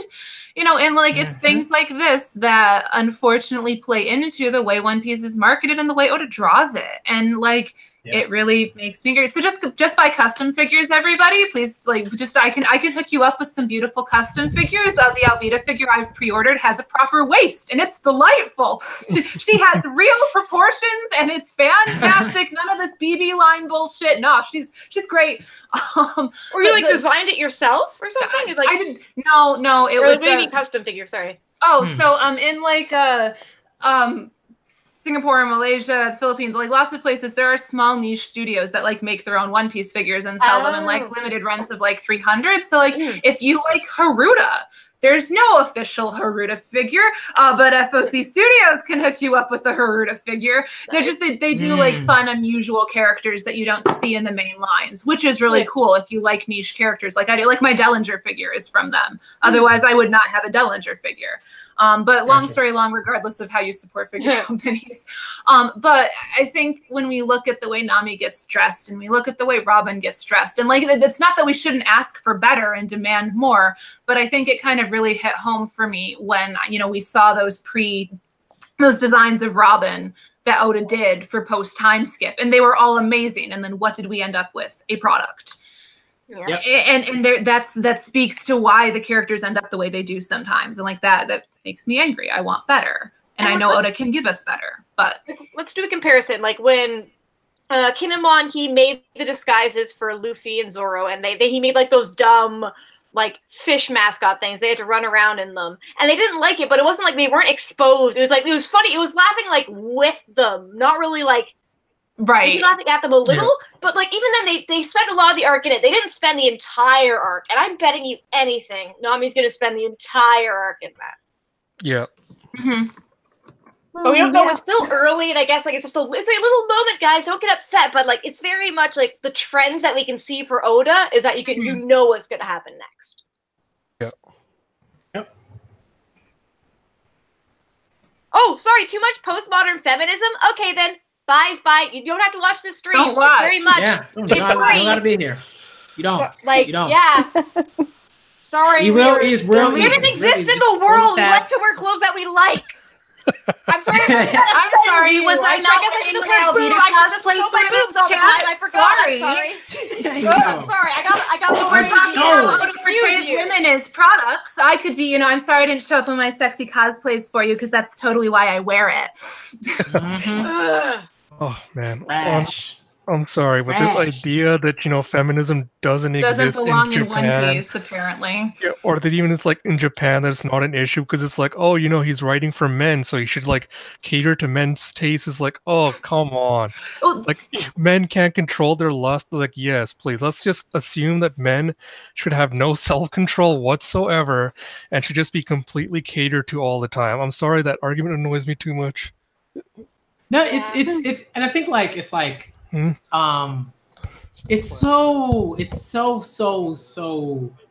kind of sad because I think when we have these discussions, there's always and I get it because like, and I say it because like I'm a dude, like I'm like I get it, you know what I mean? Like I understand where that stems from, the need to defend, like to try to defend whatever it is that like you feel is right or whatever, and you're like and you're like, wait, but like, you know, like look, like this is a manga for guys, you know, that's who it's for, like clearly it's for the guys, so like why are women comparing about this stuff? And I'm like, no, that's not true. Like this is not like manga for guys. Like the readership is pretty split down the middle when it comes to like One Piece and other shonen manga. Yeah, sure. So it's like, what are you talking about? Because Gabby, you said something really effective to the state of this, and I don't know if I'm remembering how you said this correctly, so you could probably speak better than I could, but it was something that like, if this was a manga that had 500 niche little readers, it had drawn nothing but Nami clones from the start, and it was just for people who like Nami clones, like whatever, fine. But this is a multi-million-dollar global enterprise. Ash, please mute yourself. It's so loud. Yeah, I know you're doing something. God, Ash, please. Sorry, I'm trying to. Ash, it's really loud. Are you okay? I got it. Hold on. Ash, you all right? You okay, Ash? I got it. I think he said he'll be back, y'all, but I think now he's like doing something. Ash, what's going on? Tire just needs air, or is it just flat? Oh, I don't think he knows we can hear him. Yeah. Or Black Mega Critic, can you mute people? I got it. I think so. Yeah, I got it. Okay. Thank you. Sorry, Ash, we do love you. When you re-listen to this, we do love you. We love you, Ash. We do. Yes.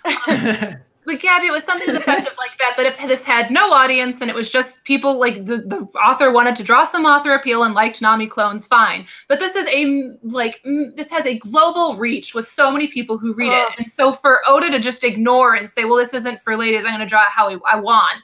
Like, that's not fair to the readership and the loads of people that this reaches. Oda has such reach. Yeah. And it's not... Yes, I mean, I don't know if you want to speak to how you framed that, Gabby, because I think you put it more eloquently than I did. I don't know. Well, it's more like, well, people always like to excuse this, saying that it's a shonen, that it's catered to young boys, but they never acknowledge that Shonen Jump is read equally by women and men. It's not just for men, so it's not like demographics in manga are a rule that you need to follow, that all your story only has to focus on men. That's not just that's not how it works. So it's basically saying that the most popular manga in the world needs this stuff to be popular. No, it doesn't. It doesn't need it. So ignoring the female fan base is basically ignoring half of your audience. So it makes no sense to me, especially because Oda acknowledged that he just doesn't listen to the complaints from his female fans. So we are nothing to him. That's kind of what bothers me. I missed the boys only sign on Weekly Shonen Jump. I guess I forgot it's illegal for women to buy and read it. I completely forgot. How dare I? Like, really? Women like can read, like, we can see it. I don't care who it's like, oh, it's mainly targeted at guys. Like, all of Japan, like, I'm sorry, not all of Japan, a lot of Japan is deeply in love with the series. A lot of women, like, okay, how many girls are on this stream right now? I guess it's because, like, Ash and Black and Manga Critic are really nice, like, reaching out and wanting to talk to female, like, women about the thing. But also, there's, like, on Twitter, there's so many girls who love One Piece, who love who love My Hero Academia. It's not a boys' game only. Like, we're here and we're not gonna just shut up because you guys like boobs. And it's really frustrating to see, especially because we have one of the themes of this chat has been that there are instances where Oda does really succeed with his female characters, pre-time skip Robin, stories like Nami, like Belmare. And it's not fair for him to give us Arlong Park. And of course, like, maybe like that's me sounding entitled to say like that's not fair, but how is that real for him to, you know, write something like Arlong Park and the story that Arlong Park is truly about women, about Belmare and about Nami, and say, well, no, that's for boys. That's not for you. It's not for you. Yeah. This is a story about women, not for you. And I'm like, that doesn't make sense. That truly doesn't. You know, and it's for people to cry, oh, it's in a boys magazine, oh, it's boys manga. Like, that doesn't bar women from reading it. Just like you said, Kendra, and there's something in chat saying like, oh, well, should shoujo be like more masculine? And I'm like, yeah, absolutely, shoujo should have stuff in it for guys to read too. Reading's for everybody. I'm sorry, I missed the like gender exclusive signs that say like men can't pick up shoujo and vice versa. There should be something for everybody. Yeah, like that's why people like were talking about how like, oh, it's only like it's guys' interest, or like this is like a boy, like guys will only care about the guy characters, and it's like, no, like a lot of people like I have brothers who like in Avatar: Last Airbender, his favorite character is Toph. And like that's because like people like badass female characters, or not even, they don't have to be badass, they just have to be interesting. Give us an interesting female character who actually gets to do something, and then we'll care about them. I don't care, honestly, I'm gonna say right here, I don't care that much about fighting ability. That's not how I determine worth. I don't care if it's a battle shonen. That's why Lanji and stuff annoys me, because it's like, that's not like the value. I don't care if Nami doesn't get fights. I just want her to be able to like do something, have me care about her, and have her like have agency in the story instead of just being the pretty Barbie doll that Oda dresses up every now and then. Facts.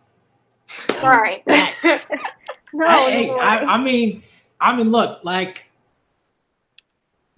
and this is the thing. I think it's always in certain instances, it always seems to come down to this like, do you want to be willfully ignorant or not? Thank you. Like, do you want to be like, oh, you know, this is the thing that's, you know, targeted towards boys, and I'm like, no, that like, yeah, there's a title, of like of the demographic and stuff like that, but in 2018, if you're like if you legitimately think that like corporations and organizations, companies and whatever are saying like, you know what, we only gonna target it to guys. We don't gonna target it to boys because they're the only people that exist. Like in 2018, yeah, there are people that do that, but they're what we call like bigots, sexist, misogynist, bad people, right? And it's like Weekly Shonen Jump is very much, I think they're very much so aware of their readership, what the readership is asking for. And I think there are other, and One Piece is not the only, clearly like not the only manga within Weekly Shonen Jump. And I think there are a lot of other manga within Weekly Shonen Jump that are very, like mangaka, that are very aware that women read their manga. And that like they should have a protagonist in at least one of them that is a girl or a woman that is dope and great, and that people, right, and more specifically like women and girls can look at it and say, yo, amazing, this is great, this is what I'm looking for, this is dope. But just like thinking back to it, like it's always willful ignorance. It's almost always willful ignorance. Dudes, you know, come up with these sort of like I don't want to call them like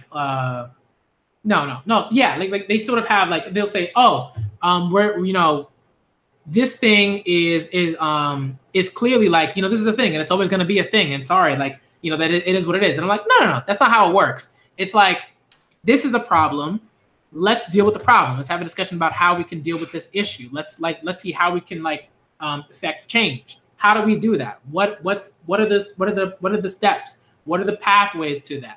Like, and too many guys don't want to do that. They're very comfortable, and in a lot of ways they feel like it doesn't affect them, so they're just like, whatever, it is what it is. And I'm like, it's not. No, stop. I don't know. I'm just over it. Like, I'm over it. Yeah, and like people get mad that we like talk about it a lot, but it's not going away. It's still consistently happening. I'm not going to put my head in the sand and just like pretend that everything's fine and dandy. It's like, this is, some cases it's just bad writing. Like Sanji right now in the story, just every time Sanji's been in Wano, he's just said something dumb about ladies or just done something that just like, it's just makes me groan audibly. And like, that's not good writing. I want to care about Sanji. I want to like be invested in him. But instead, Oda just falls back on the same boring stuff all the time. Not just for Sanji, but like anything. And I'm just like, stop showing your hand, Oda. Like, I want to care about this story, but you just, I don't know what Oda's deal is. Like, I don't know why this keeps coming out in his stories. Sorry there, can you repeat that, please? Because my connection kind of went out for a bit.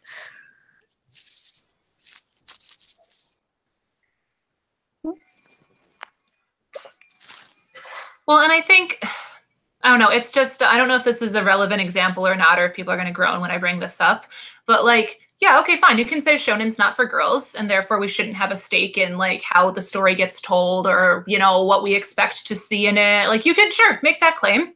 Well, let's look at like My Little Pony. That's not for boys. They didn't make that for boys. Does that mean boys can't enjoy it? No. But like, bronies sure have been super vocal about what they want in the series and demanding it pander to them and cater to them and whatever. And I'm not a My Little Pony fan. I have no stake in it.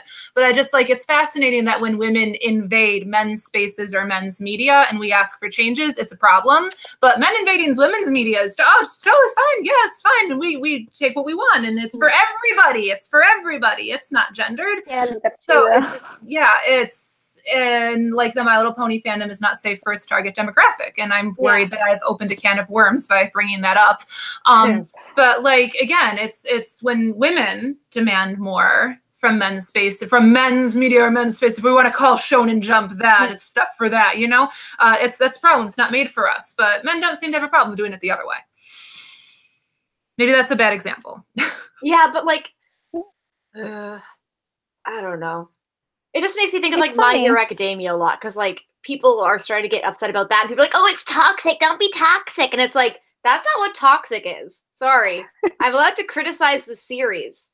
Like, toxic is Voltron. Sorry. Now I'm the one throwing shows under the bus. We switched. But yeah. Well, and like the idea of fandom being toxic is a big thing. It's a frustrating thing because I don't know. I've been at this a while. Gabby, you've been at this a while. Kendra, how long have you been reading? Oh, I caught up around, how many years ago was Zoe now? Because that's when I caught up to the manga. Okay, how about oh wait, Ash isn't here. Yumi, how long have you been at this? Answer in the chat. But it's this idea that fandoms change and fandoms evolve. And the One Piece fandom, what it was 10 years ago, is nothing that I would have called toxic. We were struggling to survive in the time of 4 kids when that's all we had. And, you know, it was very much a community sense. And we were very open to critique of One Piece. And we were also getting handed the best arc ever. That was Heinous Lobby. And there's those who might disagree with me.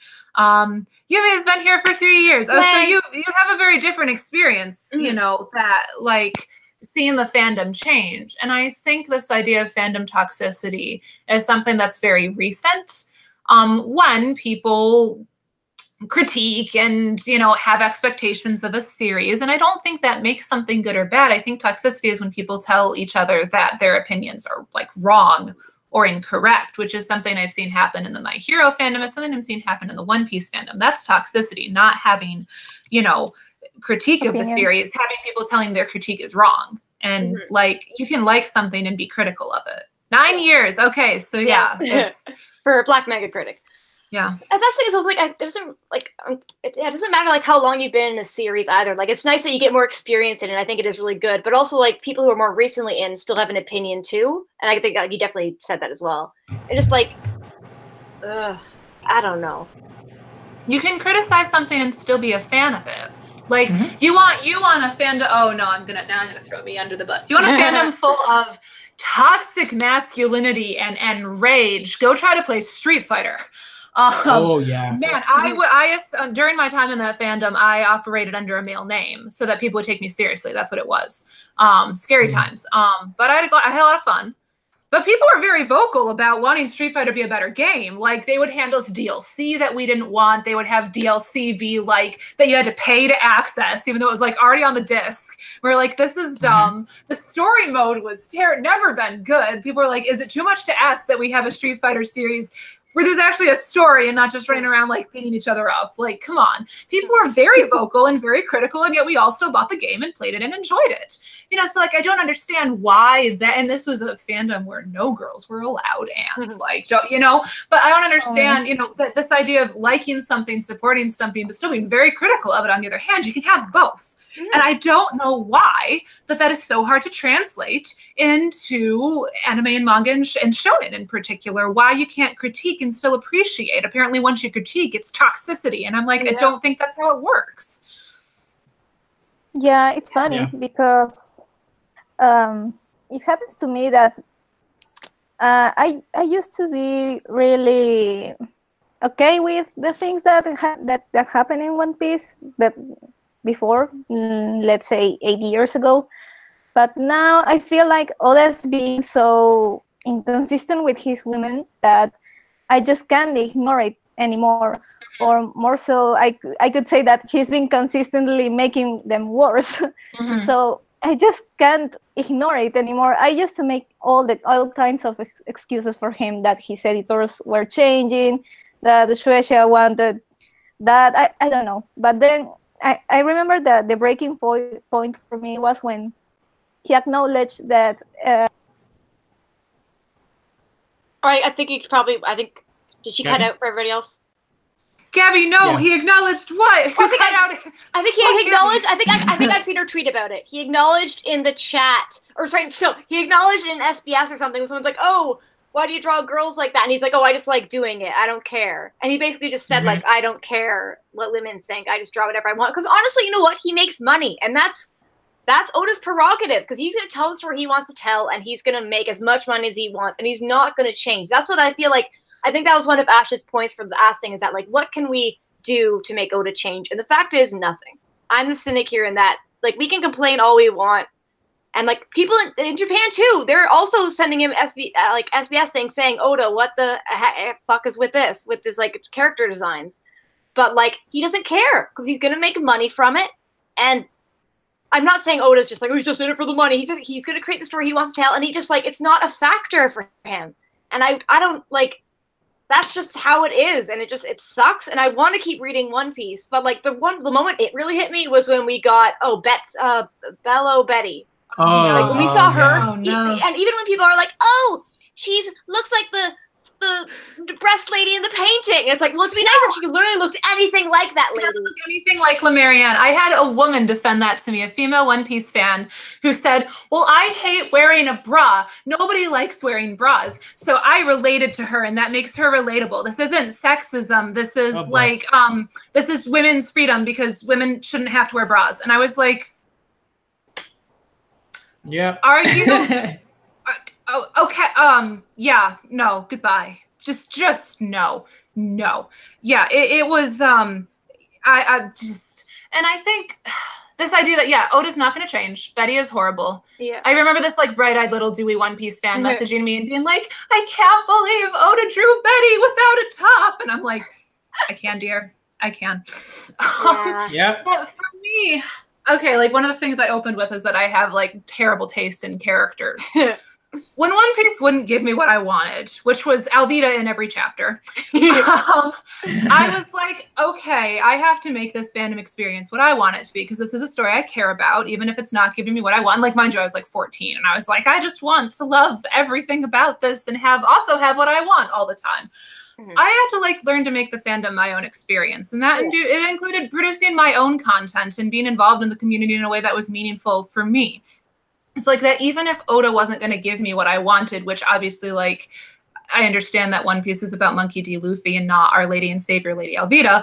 But like I had to create the content I wanted to see. And I think like that's what I encourage fans to do. And that's something like that Gabby has done. Like she redesigned Betty and it looked amazing. Coolest revolutionary redesign ever. So great. And I mean, even if it's just like redrawing screen caps where, oh my God, Koala has ribs. What a novel idea.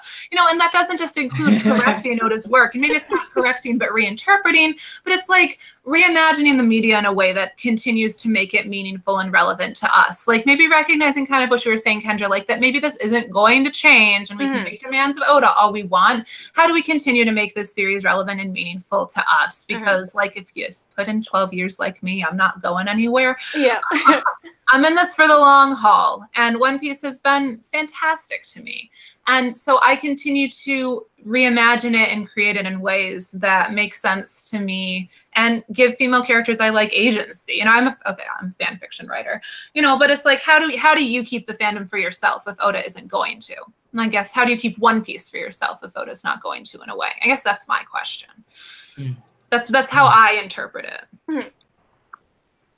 It's tough. And I think you know, sometimes you know, we might reach a point where you have to what's the word I'm looking for? Like readjust, like sort of like your target, right? Like for me, like my target isn't even really Oda. It's like it's fans. Like it's like the people that like consume like One Piece and like, you know, adore it and love it and everything like that, but will like defend like the garbage. And I'm like that's a no. You know what I mean? Because like I understand it's like I'm probably never gonna like have an interview with Oda face to face or anything like that. It's probably not gonna happen, right? But what I think what people can do is like have conversations, talk with people, like on Twitter, through YouTube, through like social media. Like these are things that we can do. And I think the thing for me is like just consistency, just not letting up in that way and just being like, no, like this is an issue. Like these are the reasons why. Here are all these other people besides myself. Like I'm not just going on this channel just being like, well, women think like, you know, that like One Piece has like severe like problematics that need to be addressed. That's not me just saying that so that I can like cover for myself my own opinions. But I'm not saying that. Like this is like something that's being said all the time. All the time, literally every day. I see people going after Ash being like, oh, you're just saying that about girls because you want to get laid, and it's like, no. And also just like, do you think like basic respect is just how women will have sex with you? Wow. No. Like, I promise you, you have to go above and beyond, or at least like, but maybe it's a good step. Sure, maybe if that's how you think. Honestly, yeah. If you think the only way to sleep with women is to respect them, then why don't you? What? I'm gonna yell at me. I'm yelling at no one this time. You know, but like Ash gets so much flack for pointing out things that are consistently, and like that's the word we keep touching on, is consistently not well done. And pointing out these things is fair and valid, and it's got nothing to do with, you know, almost, at least for me, when I point out things that I dislike about One Piece and criticize, it's got nothing to do with how much I like or dislike the series. It's got to do with the fact that I'm seeing a consistent issue. And I think many people see consistent issues, and disregarding that is a disservice to looking at the series, you know, objectively. And I think, yes, to say, you know, Black Manga Critic, like my target has shifted so much over the years. I used to expect so much of Oda, and that's definitely shifted, but that doesn't mean that I don't still expect and hope for those things. It just means that my interpretation and expectations of One Piece continue to evolve, and I continue to create the series as I enjoy it for myself. And yeah, like it's an explorative piece that will continue to grow and expand as One Piece will continue to grow and expand. It just is. I think I've stopped making sense. In an ideal world, if I could write in like perfect Japanese, I would write to Oda at like SBS, and I'd be like, Oda Sensei, do Robin and Boa look the same for the same reason that Tashigi and Kawina do? Please tell, like, is there a hidden clone theory for all of the women? Please tell us. And I'm like, and he won't publish it because I'll be like being mean. But I want to do it. Oda. I want him to have to like answer and be like, ugh. But at the same time, he said before he doesn't care. But I want him to at least like, I would rather he expects us to care about Kawina and Tashigi, but then Boa and Robin and then Viola are the same person. we don't need Germa clothes. We already have it. Like, I don't care about the clothes. We already have cloned women marching around. Like, I don't know how to communicate this to Oda. Oda, do your women have the same technology as Germa? Like, I'm wondering, you know, like, is this a larger plot point or something that like there's a woman cloning machine somewhere, like in Germa? No. I'm like tempted to pay someone to translate that into proper Japanese and then like send it so that I can like be happy. And then Oda will just like ignore it. And I love you, but she put in the chat, Oda, are they all twins? And it's like, yeah, they're all just like, they're all Big Mom's kids. They're all one big set from Big Mom. We are a collective. And they're all just like, that's the end of One Piece. The One Piece is the hive mind for all the women in One Piece. That's what the One Piece is. I'm calling it now, hive mind. Man. No, it's just like, wow. No, but go ahead. No, my idle, complete, not going to happen dream fantasy that I like to, on my commute from home, rehearse in my brain. You think I'm like wild here. I'm crazy. So I'm going to win one of the 20 spots for the One Piece Cosplay Grand Prix Championship. I'm going to win one of the 20 spots. Yes. I'm going to go there. Rep my lady and savior, and because they'll totally pick an Alvida cosplayer. I mean, they absolutely have to, because I'm just such a very important character, and like, you know, they have to have that level of representation there. And so Oda's going to be there because, like, why wouldn't he be? And we'll all get to say something to Oda, and I'm going to stand there, and the interpreter's going to be right there, and I'm going to be like, Oda, one thing you consistently say is that you don't want to disappoint your fans. Yeah. You are disappointing your female fans everywhere. Think about that. Put Alvida back in. Don't you dare fuck her up. Thank you. Thank you for 12 years of a great story. Fix it. Yes. That's my like idle little fantasy that I imagine. And then the interpreter's gonna be like, what the hell? Yeah. And I'm just gonna like walk on the stage and be like, thank you, everyone. Thank you. Yeah. The end. I'm escorted off by security, and it's like, no. It's Respect weird. women. Yeah. It's which is easy. like a meme thing, but also true. You know? And it's like, I think the thing that, I mean, they're like, too many things that like bug me, but I think one thing that sort of gets to me is this sort of idea that you have to like just be like, oh, like, yeah, this stuff happens, but everything should be like chill. Everyone should just be like, yo, but One Piece is still dope. You should be positive. You should be optimistic, and that's how it should be all the time. And I'm like, this is like coming from like YouTubers. Like there are YouTubers who are just like, nah, you're doing too much. You gotta chill. Why are you always, you know, spouting this stuff about respecting women and the characters and Oda and like, you know, doing like awful things? And it's like, why can't you just enjoy the manga? Because of the stuff. Like I can't enjoy the stuff because of the awful things that are happening. Like they should be better. If you can like just, you know, again, willful ignorance is a powerful drug. It's really easy for people to just like and like it makes me like sad that it's so easy for people to just be like, and largely like guys to just be like, you know, women being treated like garbage, but you know, let's just make sure the community is warm. Like, bruh, like come on, son.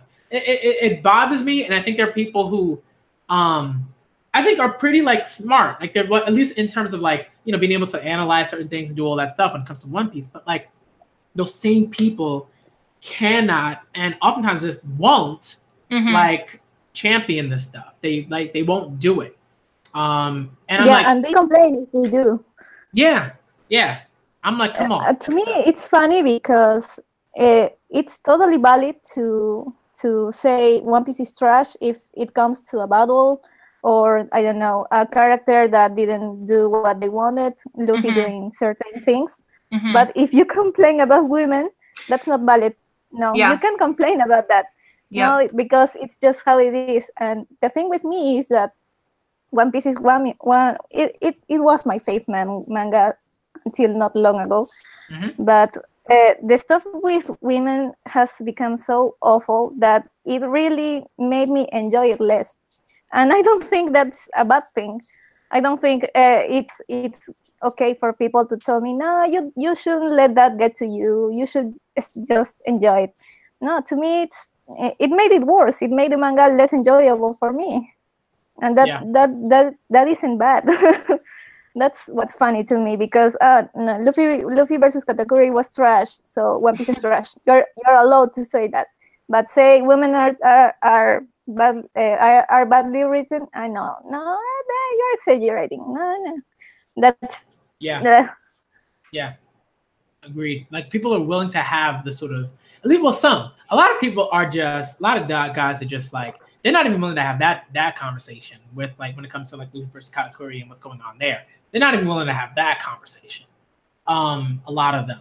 And then when they are, it's like, okay, but yeah, right. But then, like Gabby's saying, like when it comes to this particular topic, when it comes to like treating women with respect, acknowledging their opinions, just being an overall decent human being, like can't even touch that stuff. And there's just, and I think with guys, like there's just no excuse for that. You know what I mean? Like there's no legitimate excuse for it. That's the thing for me, like that sort of bugs me.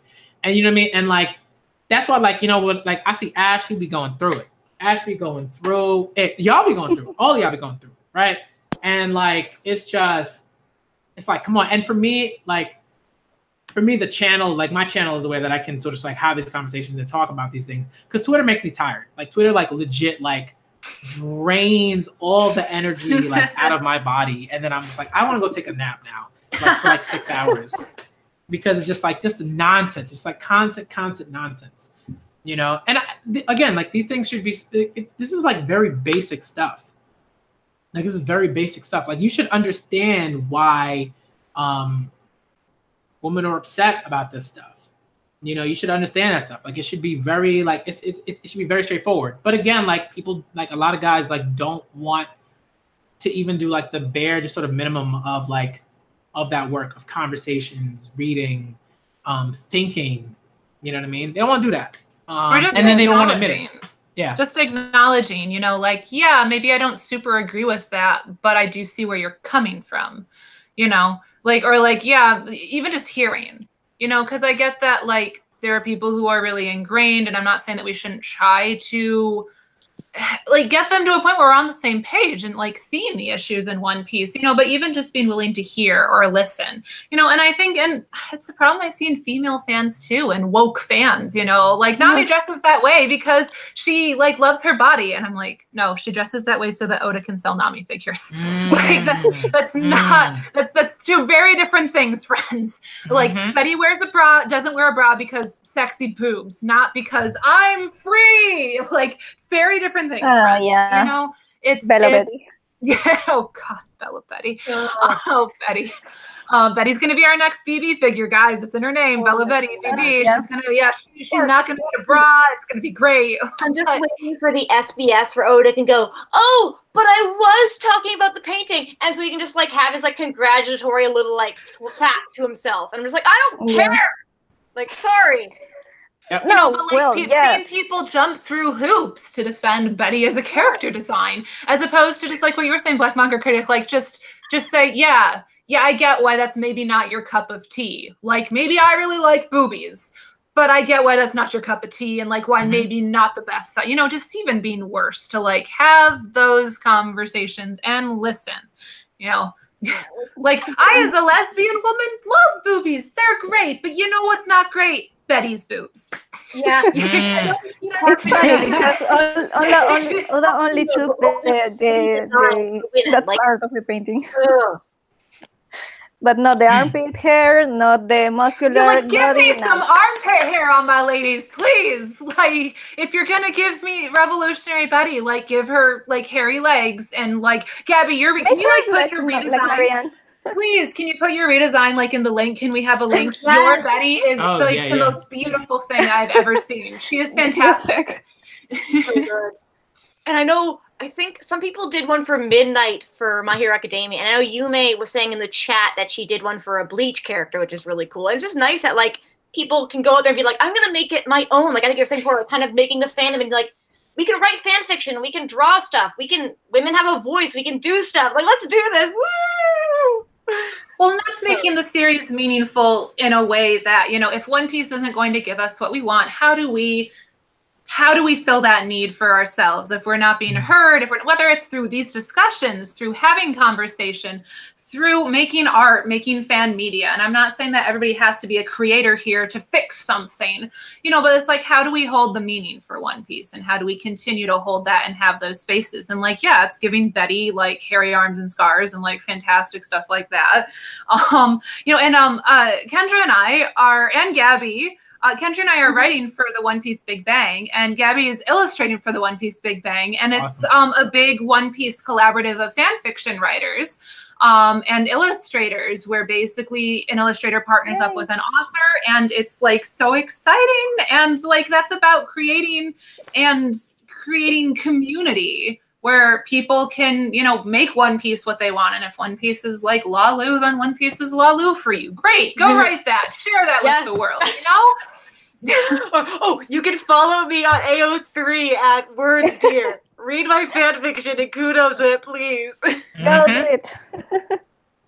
And actually, on that note, I do got to run to work. So I can do a little self-promo here. You can follow me on Twitter at Sniper of My Heart. I have My Hero Academia podcast. You want to hear me rant and rave about stuff? Oh, Maggie, maybe we'll have you on sometime. That might be cool. On the My Hero Academia, I think that's very dangerous. Are you into My Hero? I'm in... it was the one anime my partner was willing to sit down and watch, so I watched it with her. Nice. And she was like, "This is great," and I was like, "Yes, it is, dear. That's nice." Okay. And on that note, sorry guys, I do got to run to work, but it was a great stream. Bye. Okay. Bye guys. Love you. Bye, Kendra. All right. I think we got to. We got to like a lot of points. Yeah. We got. I think we got a lot done with the stream. I'm really, really happy about it because like I like in the past, like I've tried to do more streams like these, you know, where we just like have like just a dope like level of like, you know, representation, but not in that like sort of like tokenism like sort of like way. Right. You know, where we're just like having conversations about these things, you know, having people be heard. When I think too often they're not on certain mediums. think especially YouTube, you know. So these videos are like, these streams are always like I always feel just like better after them, you know. So y'all were dope, you know. And there were times where people were just like, you know, hey, like BMC's about to get them. I'm like, y'all are already getting them. Y'all already like shutting down folks in the chat and doing all that stuff. So I mean, I'm good. Like I'm good, you know. But I want to try to do more of these. And you know, I think I want to have more of them when it comes to just like not just One Piece, but like other things, like other like topics, like if we're reading other manga, if we're interested in other things, like how do we feel about that, you know. So I think I'm gonna try and do that, but you know, maybe we'll stick to One Piece like for the time being, because like all of us will love One Piece.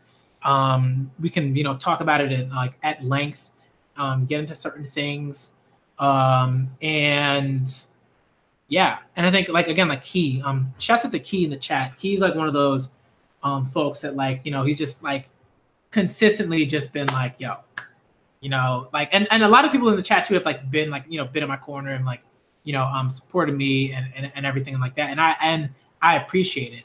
But like, this is the kind of stuff that I want to see like throughout the One Piece community. I want to see like these kinds of conversations. I want to see them at least be acknowledged and supported from like just bigger names. Like I want to see all these YouTubers like do that, you know, because I think it's like, right, it's easy to ignore this stuff. It's easy to be like, all right, let's talk about like this hype moment and like stick to that and like have a whole like, you know, 8-hour stream about like 2 hype moments, but never get to like the other stuff, you know. So thank y'all for coming through. Y'all were phenomenal today. Phenomenal. Snaps for everyone. Yeah, definitely. You know, dope. Okay, so I'm gonna end it now because like Kendra had to run off to work. Gabby, I believe, is having internet issues, but and Ash, like, you know, he's dealing with his stuff with his dog. But man, shout outs to Yumi, who's here in our chat here and contributing to our chat, who couldn't like chat with all of us. Thank you so much. Yeah, definitely. I mean, like, again, like Yumi's been here from like the jump. So I was like, I'm like, it's hard to like explain just like how happy I am that like Yumi's here and all of you are here, right? That we can get this like together and get the stream to happen. Like it takes work, right? It takes planning. It takes like figuring out schedules and like understanding what times like actually work in times, and time zones. So you know what I mean? When it happens, it's awesome. So thank everyone. I think just like everyone who came through, Kendra, Scarlett, Yume, Ash, Gabby, like y'all were dope. You did the thing. Okay. I can do this thing for hours more. Just, you know, like definitely. And I want to say this is exciting because I've never done a stream before. I've done several One Piece panels, lots of One Piece panels. I've led them, I've organized them, I've participated in them. Like that was really what got my jump start in the community as a community sense, beyond just I like this thing. So I want to really thank you for like this opportunity, because this was like a new medium for me to just get to discuss something I really love. And I really love the fact that it can like reach so many more people than say like a panel attendance can at, you know, a convention, and that the fact that we can have these conversations. Because when I sit down and run like a One Piece 101, like, so you want to get into the series? Cool, it's 900 chapters. Let's get you caught up. You know, when I sit down and I run a panel like that, or I'm on a panel where we're just like discussing the latest updates and stuff, we're not having these conversations. You know, we're not having conversations about like, what does One Piece need? What's it doing right? Where does it really need that work? Where have we consistently seen it not living up to what we know it can do? You know, why does Oda treat his women this way consistently when we know he can do better? You know, those aren't conversations I get to have in like my presence in the community when I go out and I do panel work or something like that, you know? So like getting the chance to have those conversations is really awesome. So like thanking you for making that space, you know, that's like having us just a space to have those conversations. Thank you. And like, you know, it's just, and this is like something that, you know, like for me, it's not like this isn't like, you know, something that I think is hard necessarily. Just like, you know, if you're someone like, let's say like if you want to set something like this up, or if you want to just, you know, spread like respect and you know, treating people like treating women like you know, like people, and making sure that other people know that like y'all matter and all that stuff. And like, what a novel idea. You know, oh, it's like, come on. Like, you know, like people. And Gabby, are you, is there, like, I don't know who it is. Someone has, oh, okay. Yo, so it's just, I don't know. Again, I'm gonna keep going. I'm gonna keep doing this. Like, I mean, I try to do that as much as I can. Like when I'm just like, you know, when I'm teaching in whatever sort of capacity, with kids, and like, I'm gonna keep it going. I have to. Some people are just like, you know, but those dudes, they will push. They're gonna keep pushing, and they're gonna keep, you know, fighting back. But ain't nobody here gonna stop. You know, so that's just what it is. And y'all in the chat know. A lot of y'all in the chat know. Y'all know. Like I'm gonna keep doing it. Everyone else in the conversation is gonna keep doing that work. And you know, hopefully, some of y'all like, you know, feel emboldened to start doing that kind of work, or to continue doing the work that you're already doing. Like, keep it up. You know, if you have already, and if you haven't, get started. Okay. Thank y'all for coming through to the stream. This was great. I'm gonna try to have more of these, where all of us just kind of come through. You know, barring like schedules, like, you know, and time zones and all of that. I want to have more of these conversations because I think they're dope. We're gonna keep talking about One Piece. We might talk about other series, like if, you know, that's something that we can do. But I think for now we're probably just gonna stick to One Piece, because like I think everyone here is here for One Piece. Okay, so everyone can, you know, is Ash, I think he's taking care of stuff. Gabby is here. Yume's here, I believe. You're here. So if you want to just like plug your stuff again, please do, and then I'll end the stream, and then. Sure. So again, I'm Scarlet Simply on Twitter. You can follow me on Simply Scarlet Cosplays on Instagram or Facebook. On Twitter, I post less cosplay and just talk about Alvida a lot. So if that's your dig, like, please come follow me for daily Alvida content.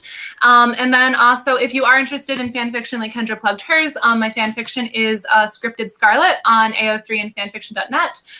Expect more Alvida and Dellinger content. Thank you so much. This was like a delight to be able to participate. Awesome. Gabby there? Gabby. Sorry. No, you're good. You're good. Yeah, well, thank you for letting me join too. You can find my stuff at JaminFTs on Twitter. Awesome. And Gabby Art Santa on Tumblr. Awesome. And I believe like there are, like, if there are any links like that you want to either put in the chat, or you just like send them to me like in the group chat, and I'll put them up, and I'll make sure that gets like set up. Yeah, sure. I think I just shared it on the chat. Yeah, we can all chat. Yeah. Okay. Awesome. Okay. All right. So Yume's dope. You can follow her. I believe her. I tweeted about it, but I'm gonna probably tweet again with like all the Twitter handles and like where you can follow and everything like that. But everyone here like has done great stuff. Ash, of course, like Ash, you're my guy. Like, love you to death. We're gonna keep doing that. We're gonna keep doing that work together. We're gonna keep it going. Again, so thank everyone I want to just thank everyone for coming through. This is a dope stream. We're gonna do more of these. I'm the Black Manga Critic, and I'm out.